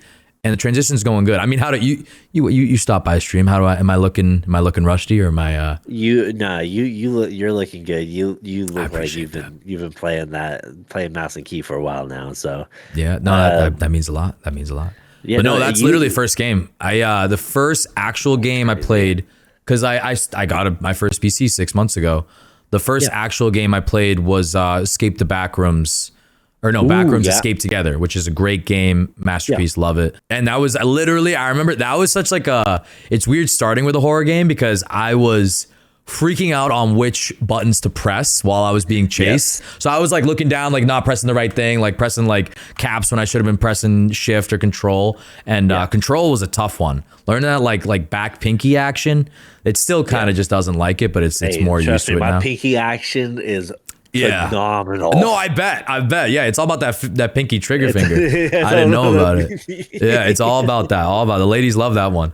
But yeah, I learning that game because I was actually scared, and that was like the first horror game I played too. Yeah, so that was a blast. But yeah, I literally escaped the backrooms or backrooms escape together, and then I played Labyrinth, and then that's it. That's all I've touched mouse and keyboard, and now I'm on Ark, and I'm loving it. I don't think I'll ever go back except for COD. COD I think is better played on controller. Yeah. And some games, I like to casually have a controller in my hand. It's just a different feeling. I grew up in that era too. Like we're around the same age. I'm a little older than you. But we grew up around that era. Like I started with a controller. I think it's just like more natural to hold one of these. I mean, feels less next to me, too. I have a controller like right there. It's in arm's distance. Don't remember what the hell the last time I used it for though. That's kind of sad though. That is sad. Even though mouse and keyboard is elite.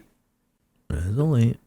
I'm not trying to step on anyone's feet. It's elite. The thing is with that is I only got a computer set up like this really within like the last 5 years. Probably. Yeah. And that's when I started. That's why I transitioned to keyboard and mouse from playing PlayStation 5, Xbox, like controller. And same thing with you. You're a little bit older, but like, I grew up on controllers. I grew up on the GameCube. I grew up on the. That's a good one, huh? So classic, bro. I skipped PS2 and went straight to PS3. My first PS3 game was Grand Theft Auto 4. Beautiful. It was a good like transition of that controllers but while I'm playing all that, I'm still playing MMOs. I've been playing World of Warcraft for years. I want to get into that. That's cool. Check you give me the time and day. I've gotten people into World of Warcraft like it's nothing. Give me the time and day. I will let you. I've heard it's addicting. I tried it once on stream and I really enjoyed it, but it was like so much coming at me, like knowledge wise. I'll give it a shot, bro. Load me in. That's the thing. I wanted someone there because I had people in chat like explaining like, oh, do this, do that, and I was like, it's hard to how it is. I had like focus. Hard to explain something through chat and then focus on the game and then ask chat and then wait the 4 to 5 second delay. That's not the way to learn. You need someone to like take you in that game, or I mean, the time to go into it and learn off stream type of thing. Like it's not like a game that you can learn on stream. No, it's like that's one of those things that how I always taught people about that game is I'm gonna go in with you. We're gonna finish the first section. We're gonna go into the next section. When we start going to the next section, if you want to get off, you can. And then on your off time, you take what I let you know and stuff like that. The knowledge I gave you, and then you take that and go into whatever World of Warcraft experience you want. I was doing that with Old Boy the other day. Like Old Boy's been I know you were talking about that. Yeah, Old Boy. Shout out Old Boy. Love that. Hey, shout out Old Boy. But I sat there and I was like, hey guys. I sat there and I was like, hey, like, what exactly you want to do? How do you want to do it? He was like, oh, let's just was that his first time playing? That was his first time playing. No, he's been playing for a while. He's I think he said. Okay, right. Yeah. So I don't know how much. I didn't really have to teach him anything, but it was like. Most people have like this thought process. Just creating the character is like a 3-hour thing for most people. It's daunting. For me, I remember I skipped that. I was on stream and I was like, I'm an orc. I'm good for the horde or something. Yeah, I asked like maybe 6 questions and we got to where we needed to be, and we went all the way to the leveling zone that we had to be. And I was like, let's experience this. We're going to experience the dialogue together. We're going to experience this together. Because it was an expansion pack that he's never played before. Yeah. And so he wanted to experience that expansion pack. And I was like, yeah, let's do it. Yeah. Wait. But I want to keep talking about that, but I want to unpack. I wonder what makes someone go, obviously it's the IP, but I was an Xbox kid. And I want to go back to how you skipped PS2. PS2 was a great console. But what made you go towards the PlayStation route aside from I didn't have or a opposed choice. to the Xbox? You didn't have a choice. Oh, okay. Wait, what do you mean? Did your parents just get you so I was homeschooled. PlayStation? Okay. And then father passed away. Oh, I'm sorry to hear that, man. And all good. Father passed away, and then when father passed away, it was almost like, hey, we're gonna get this for the family. Like, let's play family games on it. Yeah, and yeah. the next thing you know, like me and my sister took it over, and we didn't really play family games on it. We're playing GTA 4, GTA 6. And I'm playing GTA 6 back in 20. What is that? 2010. The good old days. The good old days. Yeah.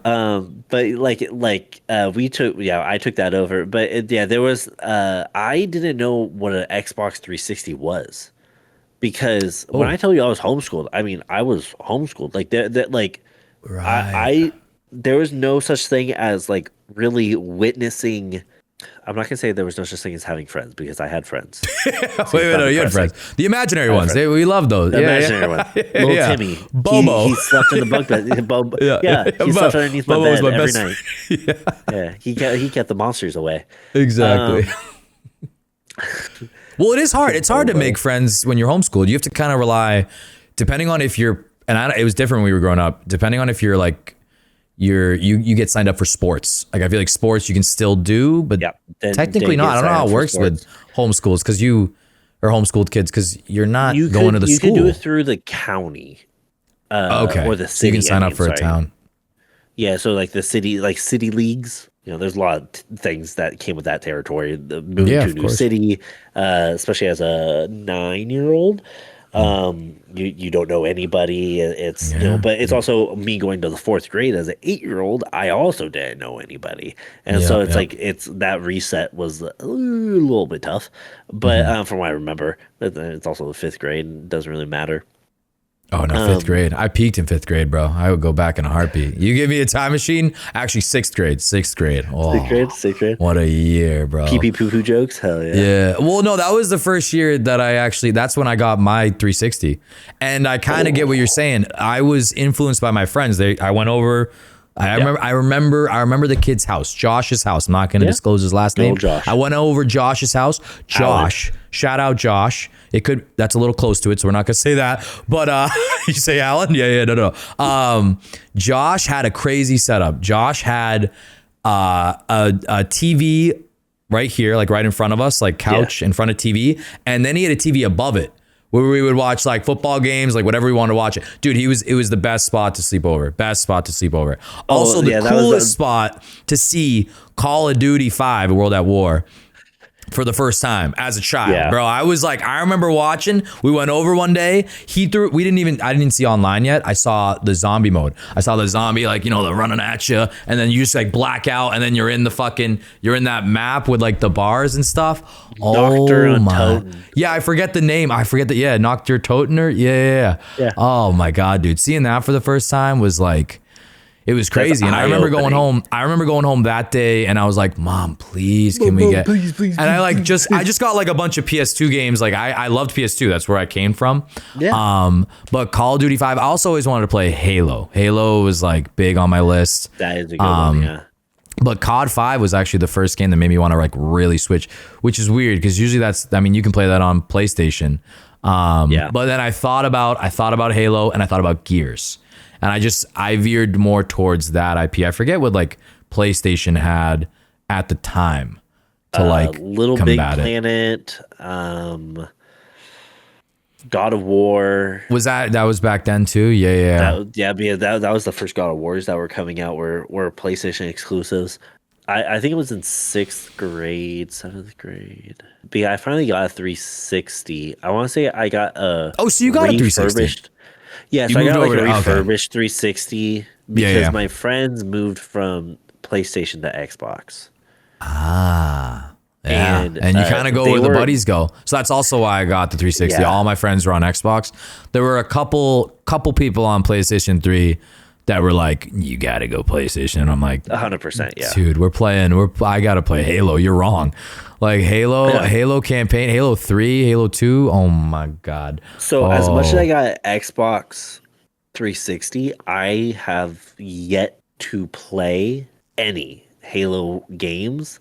I have recently started Halo 5 Infinite, the campaign. You haven't played any campaigns? Any Halo campaigns?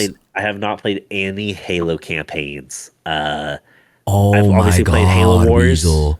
Yeah, no, it doesn't count. The campaign is super cinematic, but yeah. Weasel, you're sitting on a gold mine right now. Gold. Dude, do you have the Master Chief Collection? Do you have Game Pass? I have Game Pass, yeah. Dude, play through it. I'll play through it with you. I actually will, because I've been meaning to play through them again. 1, 2, and 3 are like the best thing ever. Combat Evolved into Halo 2 and Halo 3. Oh my God. Oh my God. And the lore that's like explained through that. No, I'm down. I will crank through that. That series is so good. And it changed gaming. I mean, like, Halo was the biggest thing. It's really sad to see where Halo is now.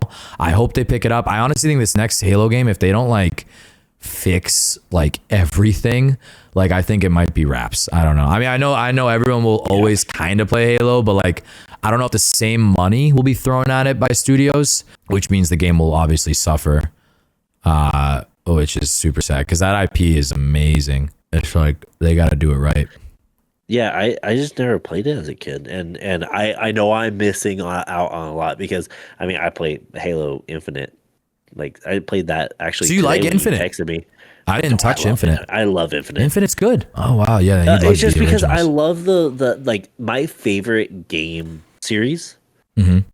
Far Cry. Oh, good series. Good series. Yeah. Far Cry 3 is my favorite out of all of them. Yeah. Far Cry New Dawn. That's my favorite out of all of them. Yeah. It's just such a good. I just love them. The story is so sick. Stories are good. They're not incredible. They're not like, but 3 is pretty good. And I love how you heal. I love how like you like literally like, is it 3 where you literally like just like snap your bone like into place or something? Like you have like a broken thumb and you're like, nope, not broken. I love that. Yeah, exactly. Shit. Like there's a bullet and you legit dig it out with a scalpel. Yeah. Like, I love those animations. Those Far Cry animations are so good. But like I love those. Halo 5 Infinite is like that, where it's like you sit there and you go around the map and you unlock these strongholds from the from the Banished, and like you go, and then they unlock like little side missions you can do, and then like there's like save points that you can like get different guns, and you unlock different guns by doing more outposts, and it's just like a trickle down effect kind of thing. Right. No, I think I would like Infinite because I love Atriox as a bad guy. I think he's fucking sick. It's a good. Do you defeat him? Like Atriox gets defeated? Oh, you haven't beaten it. Oh, I just started that on stream like 2 days ago. Like Saturday. Oh shit! Oh, so you're new to Infinite. And if that's the first campaign, that's the first Halo campaign. What do you think of Cortana? Fucking sexy. Cortana's hot. Cortana's really hot. As a weasel, I mean, like, bro. I mean, you're not. Yeah, when you're cosplaying as a human now, but even coming from a weasel, it's tough to resist that. I think I'm freaky. Oh, yeah. She can get it. No, Cortana bad. I remember as a kid, that was like that wasn't the awakening. I was already awake, but Cortana kept me woke. I'll tell you that right now. Yes, I will. Do you remember the awakening? There has to be someone that was the awakening. Who was the awakening for me, bro? That's a wild card. It's a wild card, and it's actually before my time, but it was Sigourney Weaver in the this is gonna be wild, in the Ghostbusters scene where she's like possessed coming on to them. You know what I mean? You'd have to really look, and that's the actor, right? Sigourney Weaver. Yeah. I was watching that, and I was like, I don't even know, like 10 years old. It was like, whoa. Yeah, no, I liked it, and that's what I go for now. You got to be possessed, or I'm not into it. That's like, you got to be straight up demonic, or it's not hitting me. That's why I'm his Valentine's Day, folks. Exactly right. Yeah, Weasel. Exactly. Yeah. But yeah, Sigourney Weaver, random wild card. That's a wild card. Yeah, I haven't thought about that in a very long time. Thank you for bringing me back down memory lane, Weasel. Of course. Yeah. Who is Weasel's Awakening? Which Weasel actress? From Kim Possible. Oh, Shigo. Yeah. Oh, I like that. So you went the animated route. Yeah, that's what got you going. Oh yeah, that place I was homeschooled. That's the only thing we were allowed to watch. Oh, so you had to make do. Right, you didn't get Ghostbusters. I had to make do. You didn't get Ghostbusters. So that was the thing. Like we didn't. So when I was homeschooled, it was me and my sister. We didn't really like explore. At least I didn't. I'm going down like my Dish Network list. And I'm sitting there. I'm crossing my arms. Like I'm not watching. I'm too good for that. I'm not mom. Oh, really? Right. Yeah. I'm gonna sit there and be like, I'm watching Kim Possible, or I'm watching Codename Kid Next Door. That's good. That's an amazing show. Codename Kid Next Door. Oh my god. Yeah, I had a good childhood. Whoa, that's good. Yeah. But my homeschool experience was legit. So you guys used to go to school for however many hours.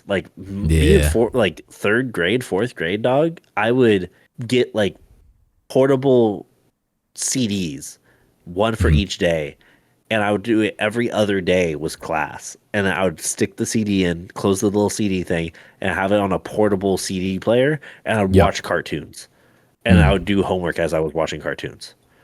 Yeah, I like that. As a homeschooled kid, yes, which do you think is the proper route? Because you went to public school, you had taste of both. Which is the better route, in your opinion? Because obviously everyone has their opinions. Growing up, as in elementary school, public school. Yeah. Human interaction's important. 50-50, bro. Yeah. Well, middle school, you're smart to be like, I don't want to fucking go to school. Fuck that shit. 100%. Yeah. Let me throw in a CD and rip and Nigel number one. Come on now. I don't even, I don't want to go. Yeah. Let me throw on my armband with my iPod Shuffle and put on my headphones and see what song plays next. High school, completely up to you. I left high school my junior year and I graduated a year early. Oh, okay. And I went through the independent study homeschool program that they had. So it's completely up to you. Personally, middle school and high school were terrible for me. And so I just didn't to put it in perspective. My middle school, there was a teacher that had really bad asthma, and the people. This is to put in perspective.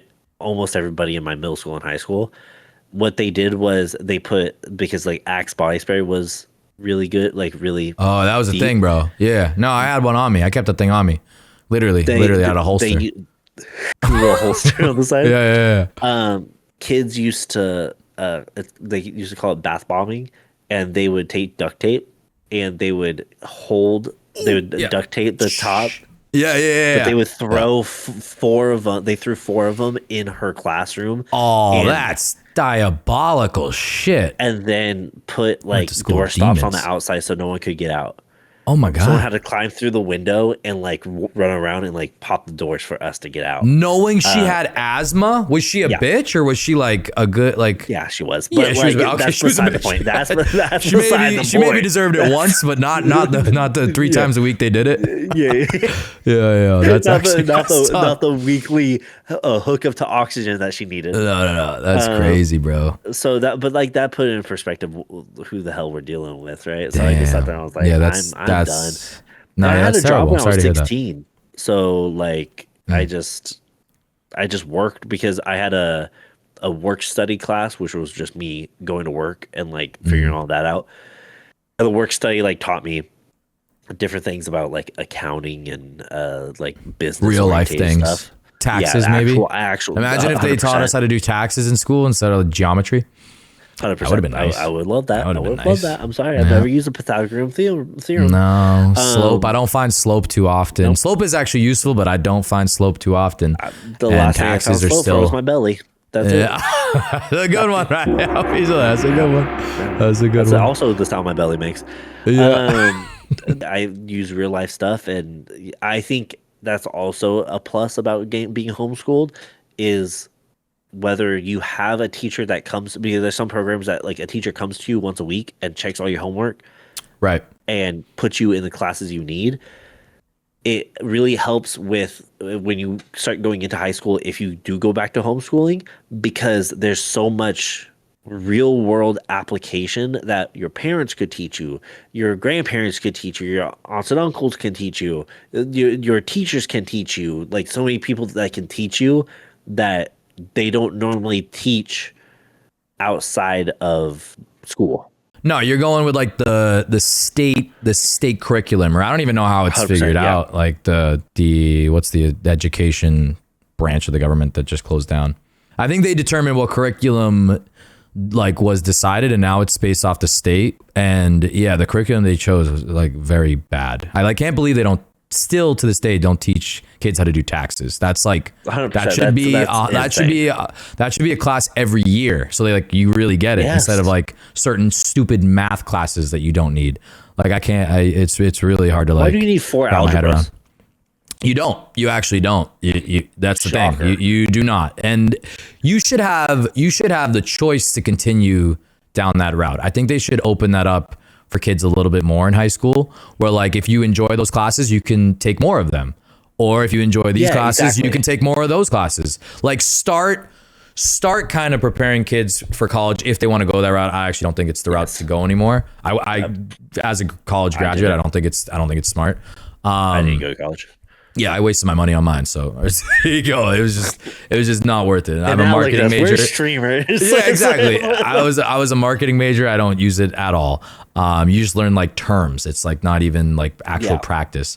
But I think they should start kids out in high school, which they kind of do. You can select some classes, but like you don't really get to like specialize in something if you're interested in it. It's not a specialization. It's it's like I have to take these classes. They offer is the first year that you would normally do, but no matter what, even when you go to college, you still redo that first year. You do. Yeah, you take bio again, you take this class again. It's well, no, it does make sense. It's a business. They want you to stay taking classes that you don't need. Yeah, it makes 100% sense for them, because I had to take so many classes that weren't marketing related. Like I actually had to take biology in college, and it's like I'm never going to use this. Why do I need to know why do I need to know like biology? And I already know biology. I did that in high school. Why do you got to teach it to me again? My nephew actually just started getting homeschooled. W nephew. How old is he? He is 7. He's 7. Nice. But not by choice, but not also by choice. His school, he went to a Catholic school, and there was like a lot of like mold found in the school, and the school tried hiding it, tried cleaning it before like inspections, and like they caught like the school like literally cleaning it, spraying stuff, and then like keeping all the windows and doors open after hours, which is bad because when you clean it, it aerosolizes, so then it's like more in the air. And then they tried hiding it, so they took him out of school, and now he's being homeschooled for now. I think the plan is to put him back into school.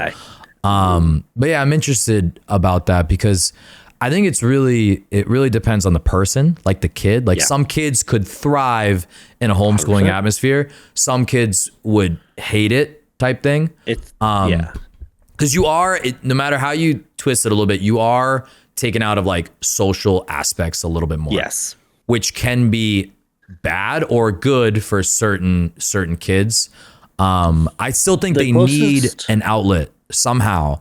But like I said, sports. 100%. But what if a kid doesn't? What if a kid doesn't like sports? Like some kids don't, they're like, the closest thing that I relate to that would be like going and doing certain events. I know for a fact, like when I was homeschooled, I did 4-H. I would help my sister with 4-H, and so we used to raise pigs. That's very cool. And so that was a fun time. A weasel raising a pig. How about that? You don't hear that every day. We also raised sheeps, and we also like went in 4-H. So we did. My sister was also Girl Scout, so we did Girl Scout cookies. You see the Girl Scout stands like outside of grocery stores, like they're hustling. I actually recently, I'm not gonna lie, I feel like I get my Girl Scout cookies through my mom, through Mama Check every year. Yeah, vendor, I get two box of Thin Mints. I get them. I purchase them. That's it. I gotta watch the old belly. I gotta watch the old slope on the belly. 2 cases. 2 cases. All right. Well, there you go. You're supporting. You're supporting the Girl Scouts. Stick them in the freezer. Smart. Thin Mints, is Thin Mints your choice of poison? Thin Mints, all the way. Yeah, Thin Mints are so good. I also like the Caramel Delights. I do like those. That's the coconut one? Yeah, it's like coconut and it's got like a chocolate base. Yes. Those are good. Those are slept on. Those are really good. There's a platoon. Is that what you call them? Are they platoon? Platoon. There's a faction. There's a faction that hangs out. They're posted up in front of the market basket that I go to, that I grocery shop at. And recently I didn't notice that they were set up. And I was walking in and I saw someone else in front of me last second, like get asked by this sweet little girl. She's like, "Excuse me, miss," like a little Cindy Lou Who, do you want any cookies? And she was duped immediately. Like, "Oh, of course. Oh, yes. Yeah. Let me get 5 cases, the Weasel special." And I'm not gonna lie, I kind of saw it. I saw the next Cindy Lou Who getting ready. She was on deck, and I diverted and went to the other entrance. I feel like a piece of shit, but I already bought my 2 boxes, and I had to get out of there because I can't say no to them. You saw her sit her with a piece of paper, and she goes, "I got him." Yeah, no, they know exactly what they're doing. They know exactly what they're doing. They kind of like ruffle their hair a little bit. They make them look like, they just got, I don't know what it's all the mentality of Girl Scouts. They know how to sell cookies. And I had to get out of there. I couldn't say no. So Weasel, we're going to play a game called This or That, Casting Call Edition. It's a new game where you tell me which actress tickles your fancy more. And however you want to take that, you take that. But basically, gotcha. I'm gonna give you 2 names, and you stick with the name that you like more. Gotcha. I'm gonna definitely have to Google most of these. So let's you got this. You got this. This is like surface level people, maybe one, and I will show you if you need me to. But we're gonna start off with Daenerys Targaryen from Game of Thrones. Okay. Yeah. The Mother of Dragons. You got her, Emilia Clarke in your head? Emilia Clarke. Or Padme Amidala. And go. Okay, are we talking the fictional characters or are we talking the actual actresses? No, the fictional characters. And literally just give me one of their names and we move on. That's it. Oh, okay. Daenerys Targaryen. Okay, so you're sticking with Mother of Dragons. I like that. Yep. Moving on. Still sticking with Star Wars. Ahsoka Tano. Over Mother of Dragons. Okay, switching. Yes. Okay, I like that. You need aliens. Okay. Yeah. Okay. And this is that's why I really like the alien behind you. yeah, I like that. Okay, Ahsoka Tano or Trinity from The Matrix. That slick back look. How do we feel about Trinity? Never seen The Matrix. All right, look up Trinity real quick. You need to watch The Matrix, by the way. Yes, we will. Trinity. Ahsoka Tano. You staying? Okay, we're staying alien. Okay, yeah. I like that. Okay. I think I already know the answer to this one. Ahsoka Tano or Shigo from Kim Possible? Shigo from Kim Possible. Yeah. I knew that walking in. This is going to be a hard one. Shigo from Kim Possible or Sydney Sweeney from Euphoria? Shigo from Kim Possible. Good. That was actually a trick question because Sydney Sweeney plays a high schooler. Great job now. Let's go. Almost walked right into that one. Okay. No, I wouldn't have let you get canceled. I wouldn't have made it go. We get canceled. No, not yet. Okay, so you're saying Shigo or Hela from Thor Ragnarok? Shigo. Okay, wow. So I like that. Hela was a baddie though. Like I really thought Hela was a baddie, but not as bad as Shigo, bro. No. And Shigo, you're nostalgic toward Shigo. I don't know if anything on this list will be able to skin, green hair, fucking goth. It's the goth baddie look. We appreciate a good goth baddie. Okay, Shigo from Kim Possible or Harley Quinn, played by Margot Robbie. Mr. J. Harley Quinn. Puddin'. Wow, the switch. Harley Okay. Quinn, yeah. Okay. All right, we're back into real people. I like that. Harley Quinn or Mia Wallace from Pulp Fiction. So Uma Thurman. You might have to look that one up. Oh, you got to watch Pulp Fiction. Harley Quinn. Sticking with Harley Quinn. I like that. It might have been the photo that I saw. Oh, okay. Uma Thurman. Yeah. Beautiful. Harley Quinn or Cortana from Halo. Cortana from Halo. Okay, switching to Cortana. Yeah. I don't blame you. Cortana from Halo or Black Widow? Black Widow, live action Black Widow, so ScarJo. Oh, ScarJo, easy. Okay, Cortana. All right, we're switching. ScarJo's Black Widow or Storm from X-Men, so Halle Berry. ScarJo. Okay, ScarJo. What's this next one? Black Widow or Jessica Rabbit from Who Framed Roger Rabbit? Black Widow. Okay, interesting. And then the last one, Black Widow or Rachel Green from Friends? Jennifer Aniston. Black Widow. In her prime. Black Widow. Black Widow, really? Okay, Black Widow is the winner. All right, good job, ScarJo. Taking home the crown. There you go. ScarJo. Yeah, no, you can't go wrong. You can't go wrong. You can't go wrong with ScarJo. I know a lot of people are gonna probably rip my head off for Jessica Rabbit. Can't do. She's hot. She's hot. Really? Interesting. Okay. Red. Oh, okay. Did it can't once, do never go redheads. back. Yeah. See, Mary Jane was always like my big crush growing up. Kirsten Dunst, Mary Jane, and also the older Spider-Man, like the older Spider-Man show, the animated series. Oh, I fucking love that shit. It was the 90s one, or early 2000s, but I think 90s. What? Like the Spider-Man? Yeah, Spider-Man. Yeah, well, the Mary Jane. Got you going? Mary Jane Watson. Oh, the Mary Jane and the Spider-Man. Yeah, Mary Jane Watson. Okay. Yeah. Hey, she got me going. If you're into Peter Parker, man, you're into Peter Parker. No, why? I mean, Andrew Garfield. Andrew Garfield. All right, so I'm more of a Tobey Maguire man myself, but only 1 and 2. Only 1 and 2. I can't get behind the dancing in 3. The 3 just dancing was too fucking much, bro. They should have never done that. And that movie I have a problem with because that's the last time Venom and Spider-Man shared the screen. Yeah. And I wish they did that with Tom Holland and still got time? What's his name?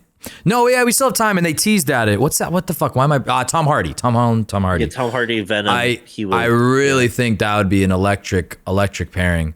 I mean, I hope they do it. I think Sony's trying to sell the rights to Spider-Man, so it could happen. Disney, yeah, that's happening, right? Like they don't want it anymore, which is really interesting. Yeah, supposedly, yeah. Maybe it's too hard to manage. But they had like flop after flop after flop. They had Madam Web, which was not good. Really bad. Not at all. Morpheus, trash. Oh my God. I'm convinced Jared Leto just cooks any franchise he touches. He did I feel bad for him because I think he's a good bad guy. But he is. Not what they did with him in Suicide Squad or Sui Squad. I don't know if I can say that. That Joker was terrible. That Joker was terrible. Joker was bad. But he was just in Tron. He was the main character in Tron, and that flopped heavily, and that killed Tron. Well. Disney is shelving Tron. Yeah, it's confirmed shelving Tron. Yeah, they're done. Yeah. So Jared Leto's kind of a franchise killer, and he also just got cast in He-Man, Master of the Universe. I don't like that cast. I liked He-Man growing up. I was too young to like kind of understand what's going on, but I really liked how the tiger would turn into like a scaredy cat, and then when like it came to battle, that tiger would like suit up and like go crazy. I really enjoyed that very much from He-Man. Pseudo mode. Yeah. It was like he would turn into he was like Scooby-Doo, and then like somehow, I don't know, he took like a Blue Chew and he was like, like a big cat. Yeah, I like that. He was Scrappy. He was Scrappy Doo, and then next thing you know, he was like Papa Blue Chew. It was like Popeye Papa with his Blue spinach. Chew. Yeah. Oh my God. I hope they do He-Man right though, because I would like to see Skeletor IRL. But Jared Leto is Skeletor. So maybe it won't do bad because he is literally like a skeleton. You don't see Jared Leto. So maybe behind the cowl, it won't affect the movie too much. Know. You're a Marvel fan. Yes. Huge Marvel fan. Yeah. How did you feel when Iron Man got casted as, or Robert Downey Jr. got casted as Dr. Doom? I think they're just trying to save like the current state of the Marvel universe, and like Robert Downey Jr.'s like was the only. It was like kind of a Hail Mary. I really wish, and I'm excited to see what goes on because like it plays into like the Loki variants. Like it's just a variant of Victor Von Doom and how like how Robert Downey Jr.'s him.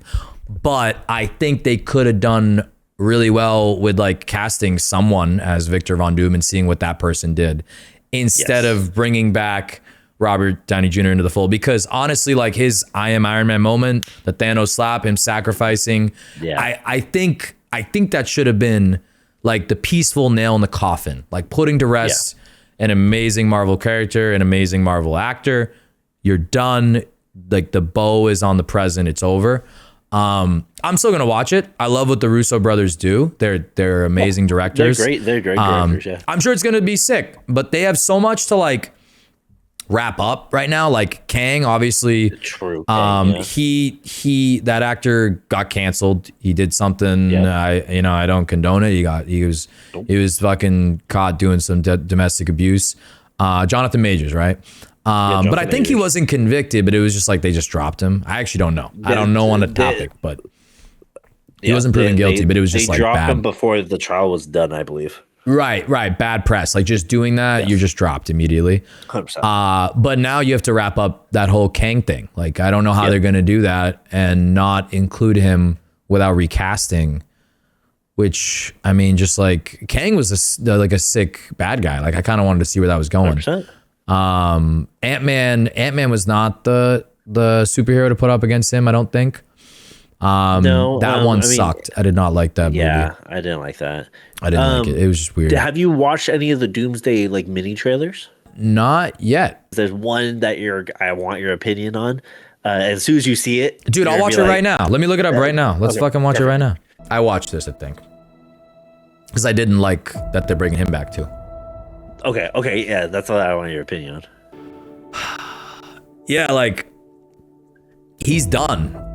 Steve Rogers will return. So have you heard of the adoption theory? No, what's the adoption theory? Okay, I want you to stay with me on this, okay? I'm following. The adoption theory was when Steve and Tony went back in time. Okay, spoilers. Sorry, went back in time in Endgame to get the Tesseract from the facility when Tony met his dad. Right, beautiful scene. I loved seeing Tony meet his dad. Yeah, that was so cool. When he asked the dad said that he was that his wife was expecting in like May. When Tony was born, he was born in April. So they're thinking that they put that the Starks lost the baby and then adopted Tony, and he's not really a variant of Iron Man. He is a variant of Doom. Doctor Doom, and he's supposed to be a Von Doom. Wait, but isn't the main storyline where Tony saves everyone the sacred timeline, like that they talk about in Loki, which makes him? I mean, he could still be a variant, but like that's that's the only one where he turns into Iron Man. Like he's always a Victor Von Doom in the other ones. Wasn't it in Loki that they said the sacred timeline was anything Loki touched? Because it was like he created the new tree or whatever. What is that? Yeah, I kind of forget how that ended. Is that how it works now? Well, now the sacred timeline is like it's whatever. Everything. Yeah, it doesn't matter. Before it was like that one, and then if something deviated, they'd fucking cut it out like a virus. But now they're allowing all timelines to go unless it messes with the main strand. Right, but I think the sacred timeline was the one where Tony say like they were maintaining that one. They maintained that one. What was it? TVA, right? They were maintaining that main storyline, because even going back to what Doctor Strange says in Infinity War, like there's only one situation where Tony there's only one situation where Tony saves everyone, and we find out so he could still be a Von Doom. No, that's an interesting theory. So you're saying that he was adopted. He's not a true Stark. The timeline didn't line up from when Mr. Stark, Tony's dad, told Tony his wife, because in the movie he was like, oh yeah, we're expecting him May. And then Tony was born in April. that's canon? He's born in April, and they said Yeah, he's but like born May could April 20th or something like that. but expecting in May, like April, like it could just be he could have came early. You know 100%. What I mean? Yeah. That's like pretty believable. The thing was he was like, what was it? It was camera was on Dad. Dad said, "Yeah, we're expecting in May." Camera cut to Tony. He was like, did try. He was physically. I think that's what they were trying to do. They weren't trying to like directly say, "Hey, we're having a baby in April. It's you." But like obviously we know it's him. Yeah, exactly. No, I mean the adoption theory could be real. What I think it's going to happen is somehow the real Victor Von Doom passed in this universe, and like Tony just picked up the mantle. I don't know how it happened, but like I think because Victor's really smart, right? I think somehow he was working on something at Stark Industries. Something goes awry. Tony's there, and like I gotta move the cat. Tony wants to, you know how he's always pushing the limits. This is maybe when he was, still selling arms. He was before his Iron Man in the cave moment. He's still selling arms. He's still like, he doesn't know the effects he's having on the world.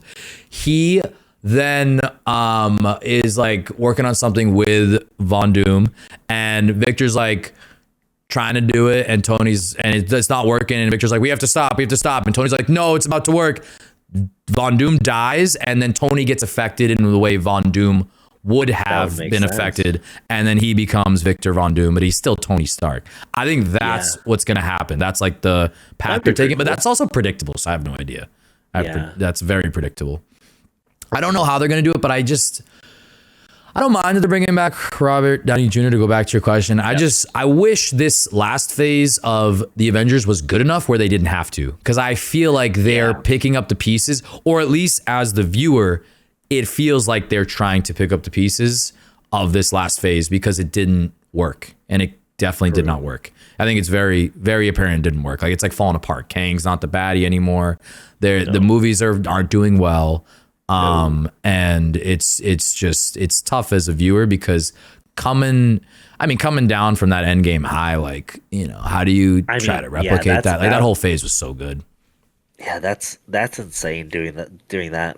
Like the Endgame, the hype behind, like, I work in food industry. Like I am public eye everywhere. Mm-hmm. The amount, like I had to like kick people out of my restaurant because like two people got in a fight because one party went to go watch Endgame, one party was about to go see Endgame, and the one party was talking about Endgame, and the other, and they're like, I would be pissed. I would actually be pissed. I would be pissed too. I would be pissed. Like, yeah, if I went down a restaurant, would be crazy. Yeah, no, but if I was sitting down, like, having a burger, and then I overhear the fucking like the plot of Endgame when I'm like, believe he was like, no, I would be so rip shit, and I'm already spending $25 on that burger just because that's how much burgers cost nowadays, bro. Yeah. Maybe 30, I don't know, but dude, I would be pissed. I would be livid if I heard the plot ending. That's exactly, and so I understood, but like that was a crazy time to. No, it was, because that was great time after, for movies. Like in California, that was right after everything opened up for COVID. Oh, COVID, right? Yeah. Wow. You know how long it's been? 6 years since COVID. It does not feel like that at all. It feels like a fever dream. It feels like we just got out of it last year, right? Doesn't it? Maybe like 2 years ago. Feels like COVID was 2 years ago. 6 years, bro. What the hell? And like, oh my god! Like, I'm glad. I mean, things are still in place. That some things are in place have made us as people better. Yeah, people are. I think like, and I wish we would take like a page from Japan's book, like being a little bit more safe about spreading germs. Like that's like the one thing I like in that culture. They're sick, they put on a mask. I think that's kind of that's kind of respectful. I'm not for like mandating anyone to do anything, but like the mask when you're like sick, that's kind of nice. That's kind of nice. It's a sign of like trying and right. Well, that culture's super respectful. They're very into respecting one another. Just like Mila is, and that's what I'm all about too. Going back to Marvel, one last thing I want to talk about. Did you hear about the Thor runic powers? Thor runic power. No, I don't even know. Is that like that's one word? Thor runic. So it's Is that a Thor person? and then space runic space power. So Thor, like Thor, God of Yeah, Hammers. I know Thor. Yeah. Yeah. God of Hammers. Something like that. Yeah. He because he has his kid, right? Because that's Uh-huh. like God of Thunder or Thunder and Love, Thunder and Lightning, whatever it's called, Love and Lightning. He supposedly Doctor Doom needs to have some sort of power that she has. In turn, he's going to destroy her, the kid, Right. and then gain to his ultimate power. Thor is going to be in a state of decay, state of why me, Right. and he's supposedly what happens is he rips out his eyes, Ooh. and then he does Yikes. something that I don't think I'm allowed to say. Oh shit. And then he ascends because Odin did it. He ascends past Odin's powers and becomes the version of Thor, which is the runic power Thor, which is like beefcake. Like he Heartthrob. can defeat celestials. Oh shit. So is he? Yeah. Is this comic book? Are you That's talking about this is comic book another? canon. Okay. Because I was gonna say, is this another? Does this lead into Doomsday a little bit? Like that's what you're saying So with that the. would be that would be the Thor's plot of Doomsday would be that was So- like that's his main like The thing is, I don't know. Well, I like that. I like that conflict. He was so like, remember Fat Thor? Like, Yeah. I think we need to see Thor like back in this one. Like, I don't know if we'll see him in another point of low from like. yeah. I could see that happening, but also, isn't there Mr. Fantastic and fucking his girl? Why am I blanking on her name? Invisible Woman. Yeah. Their kid is like the most powerful creature in all of Marvel, Yes. right? Yeah, he can like Yes. just do anything he wants, right? pretty So much. aren't they weaving that in because they had the baby? I actually haven't seen the Fantastic Four yet because I haven't. Is it good? Is it worth Just it? spoiled something for you. Yeah. Okay, I will say I loved the first Fantastic Four movie. Yeah, I love that I one with loved it. Jessica It was- Alba. it was- yeah. Ooh. She's my Sue Storm. Jessica Alba's my Sue Storm. Yeah. I highly recommend. Or no, the Sue. second Wait, Sue. one What's the fuck? Is from there Sue Storm? She's so yeah, because Johnny Storm. Yeah, Sue Yes. Storm. Yeah. Yes. Okay. Yeah. Yep. I highly recommend you watch it. No, I need to watch it. I've been It's sleeping not, on it's that not one. fantastic. It's not. Hey, It's not, it's not fantastic. Oh, come on now. Not let me like that one. No, it wasn't It's fantastic. not. It's not. It's not like fantastic, but it's like it's No, well, good. it's gonna lead into Doomsday, so I need to watch it. It's just something I haven't seen. I don't know if it's happening already, but everyone's like fatigued of Pedro Pascal. He took Hollywood by storm, and now storm. he's and rightfully so. He deserves it. I think he's an awesome actor. He does get a little handsy when he shouldn't, and I think with specifically. I didn't see him getting handsy with Ellie. I did not see him getting handsy with Ellie. He was very respectful with Ellie. But when it comes to whatever her Vanessa Kirby, I think, who played Sue Storm. Vanessa Kirby. Yeah, who is an attractive woman. He was very, very handsy with her. And same thing with, other co-stars.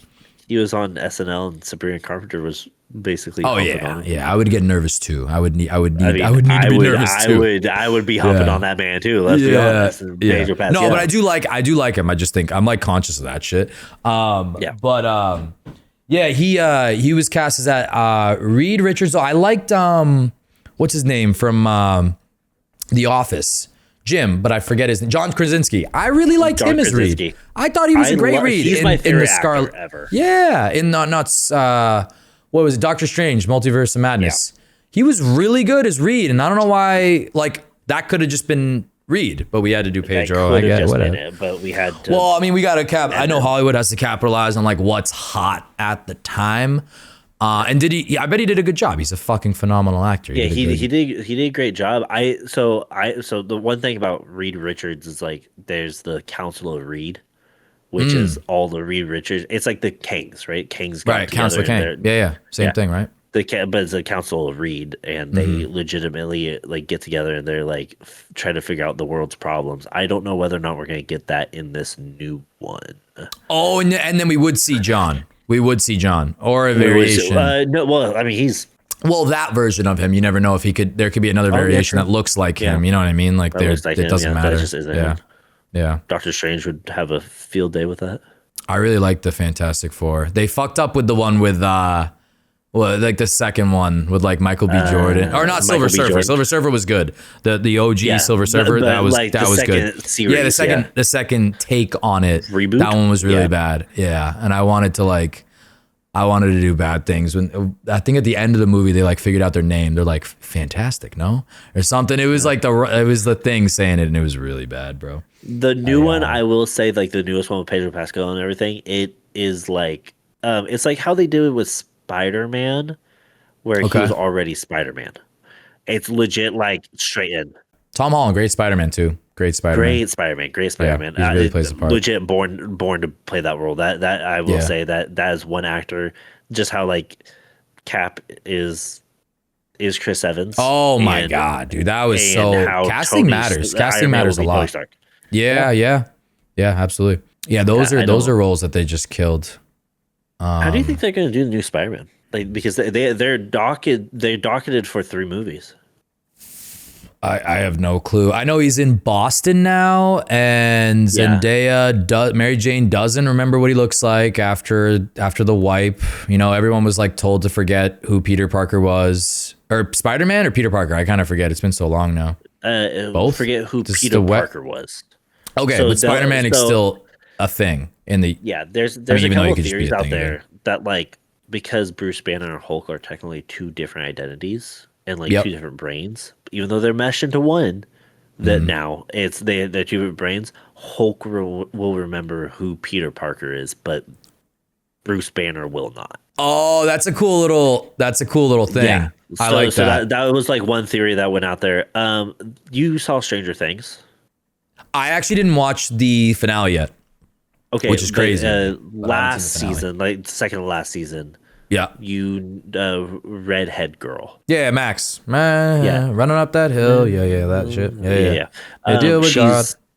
She's in the new Spider-Man. Who's she gonna play? Spider-Gwen? I don't know if she's gonna play Spider-Gwen. I just know that she's in the new Spider-Man. We should have talked about Marvel the whole fucking pod, bro. I love movies. Dude, are you a big cinephile? You a big cinephile? No.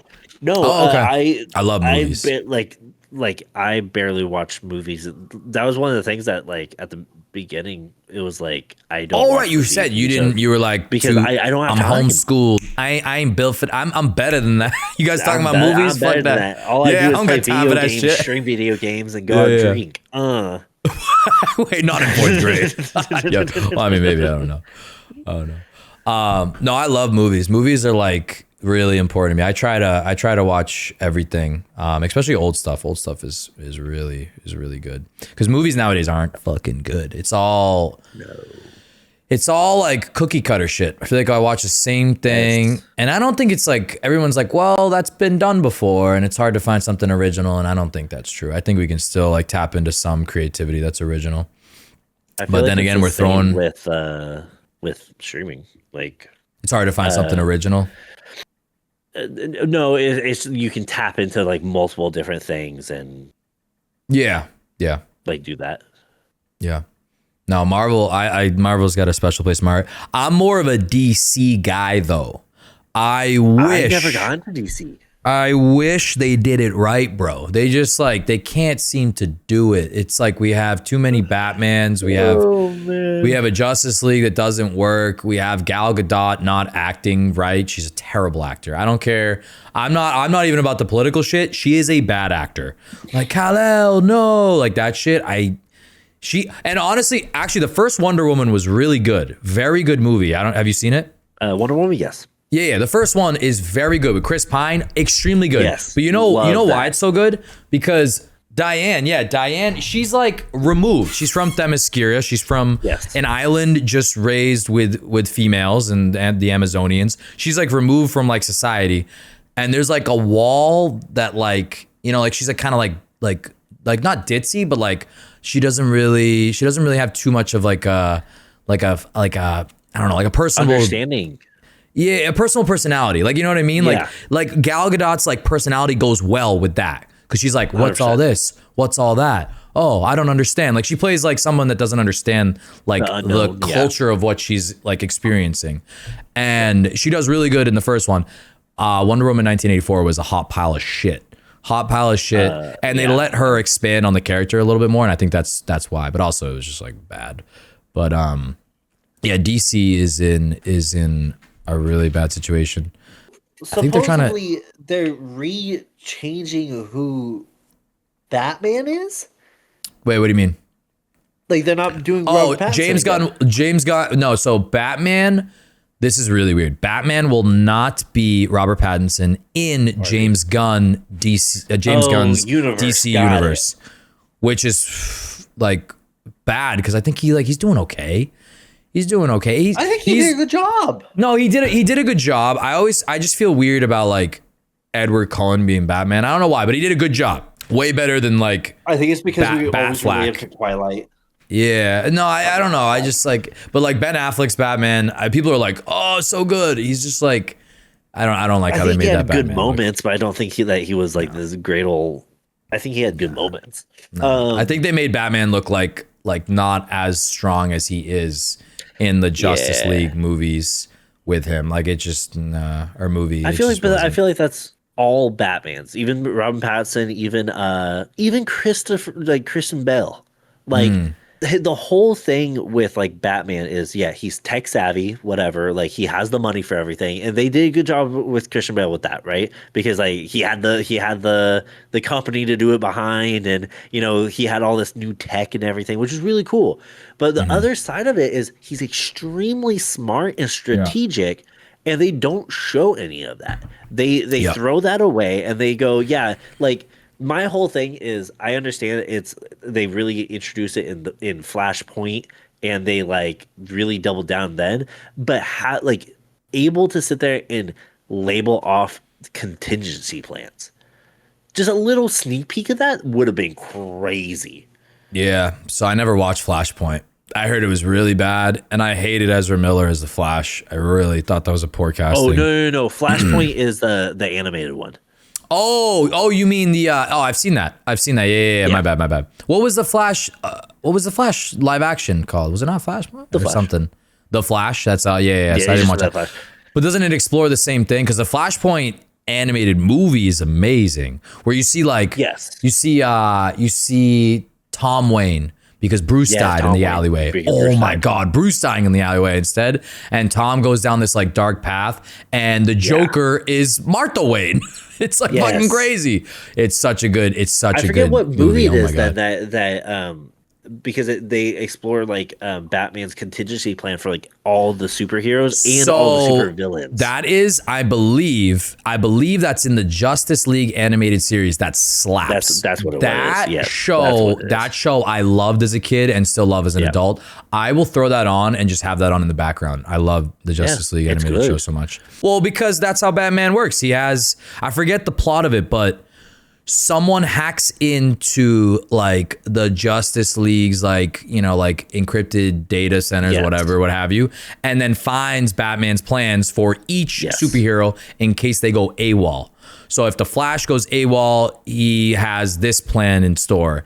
And if Superman goes AWOL, he has this plan. If Wonder Woman, etc. Yeah. And then all this is happening and it's happening to the superheroes around. And then Batman's like, so these are my plans. And they're all like, what? Like, what do you mean, dude? Like, are you doing this? Yeah. And he's like, no, but someone found my plans. And they're all like, why do you have plans about us? And he's like, you guys are very powerful individuals. I have to be ready. Because it was like, what was it? Martian Manhunter. It was white phosphorus. And so like he tried diving into the ocean and it didn't work. Right. Yeah, he stayed like burning or something.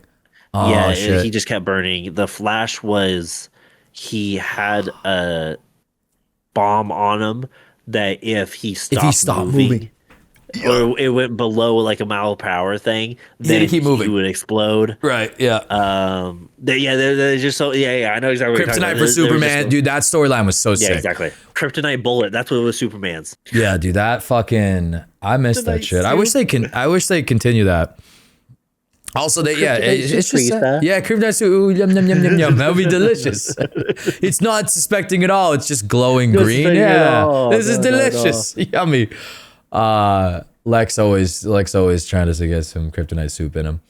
They haven't cast him right either. I didn't see the new Superman, but I forget who they did it in. They casted Lex in Superman versus Batman. Jesse Eisenberg or something. Jesse Eisenberg was the Superman versus Batman, but the newest one is not good casting. I don't know, but good. He's a great actor. The guy that plays Beast.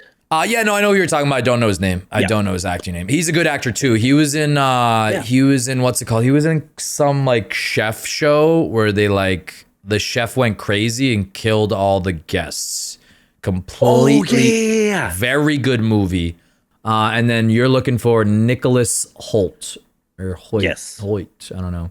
Wait. And Ralph Fiennes is a really good actor. Yeah, I like that. I don't trust people with three names. So no, Anya Taylor-Joy. Yeah, that's too many. That's one too many.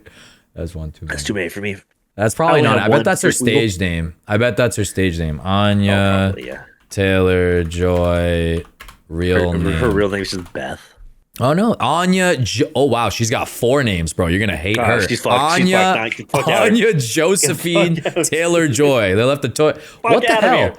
No, she has two. Dude, she has 2 abbreviations in her name. Look at this: Anya Josephine, and then Taylor-Joy. One name or 2 or 3? I don't know. It's like her parents couldn't decide on Anya or Josephine, and then also her mom's last name is Taylor, dad's Joy. What the fuck's going on here?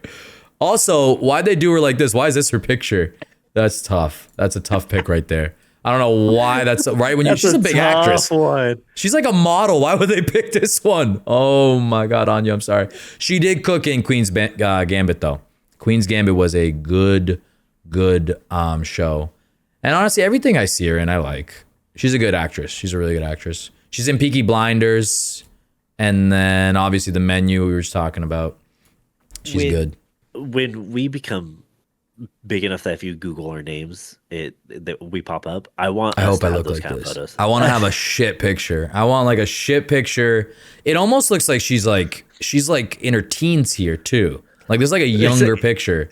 Like look at the. Too excited. Look, no, but also like look at the facial structure here. Like it's like completely different. Like she's like a child. That's Disney Channel to like what the hell? Like that. HBO. I feel bad for her. That maybe is what should come up.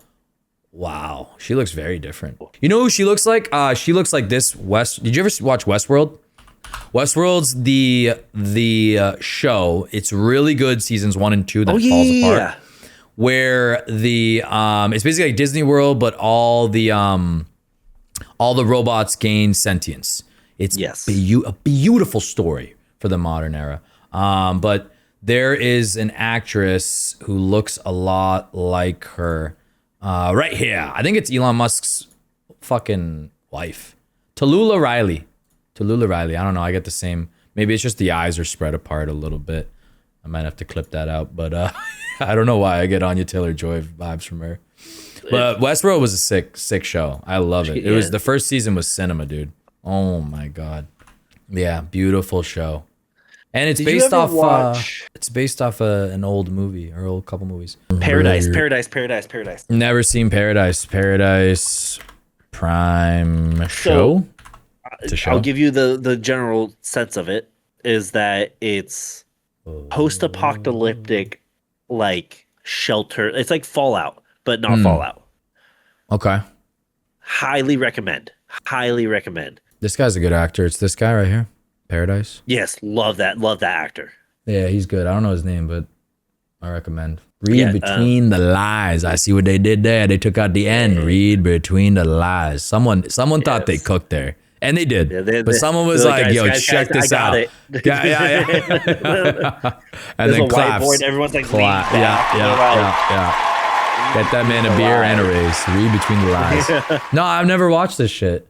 Paradise, highly recommend. Do you like horror? So horror is something I'm trying to expand into, right? Like I grew up not liking it because when I watch like, and I watched all the classics, like I watched like Halloween, Freddy Krueger, all that stuff. I would watch Freddy Krueger and I would not be able to sleep that night. Like I was a little baby back bitch, like honestly. Same. because I believe in ghosts. I don't fuck around with the spiritual, because I'm not like, no, I guess I am. I'm like a little religious, but like I'm more like agnostic, where I can't disprove it, so I don't want to fuck with it. You know what I mean?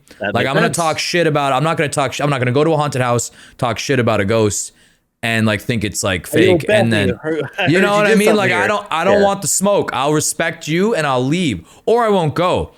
There's a haunted restaurant by me that people are like, oh, it's so good, like let's go there, like let's go get a beer, like it's got like a nice bar and it's got great food. I will not go there, Weasel. I will not go. I'm not kidding. No, like my friends are like, do you want to go here? This is where we're going. I'm like, I'm staying in tonight.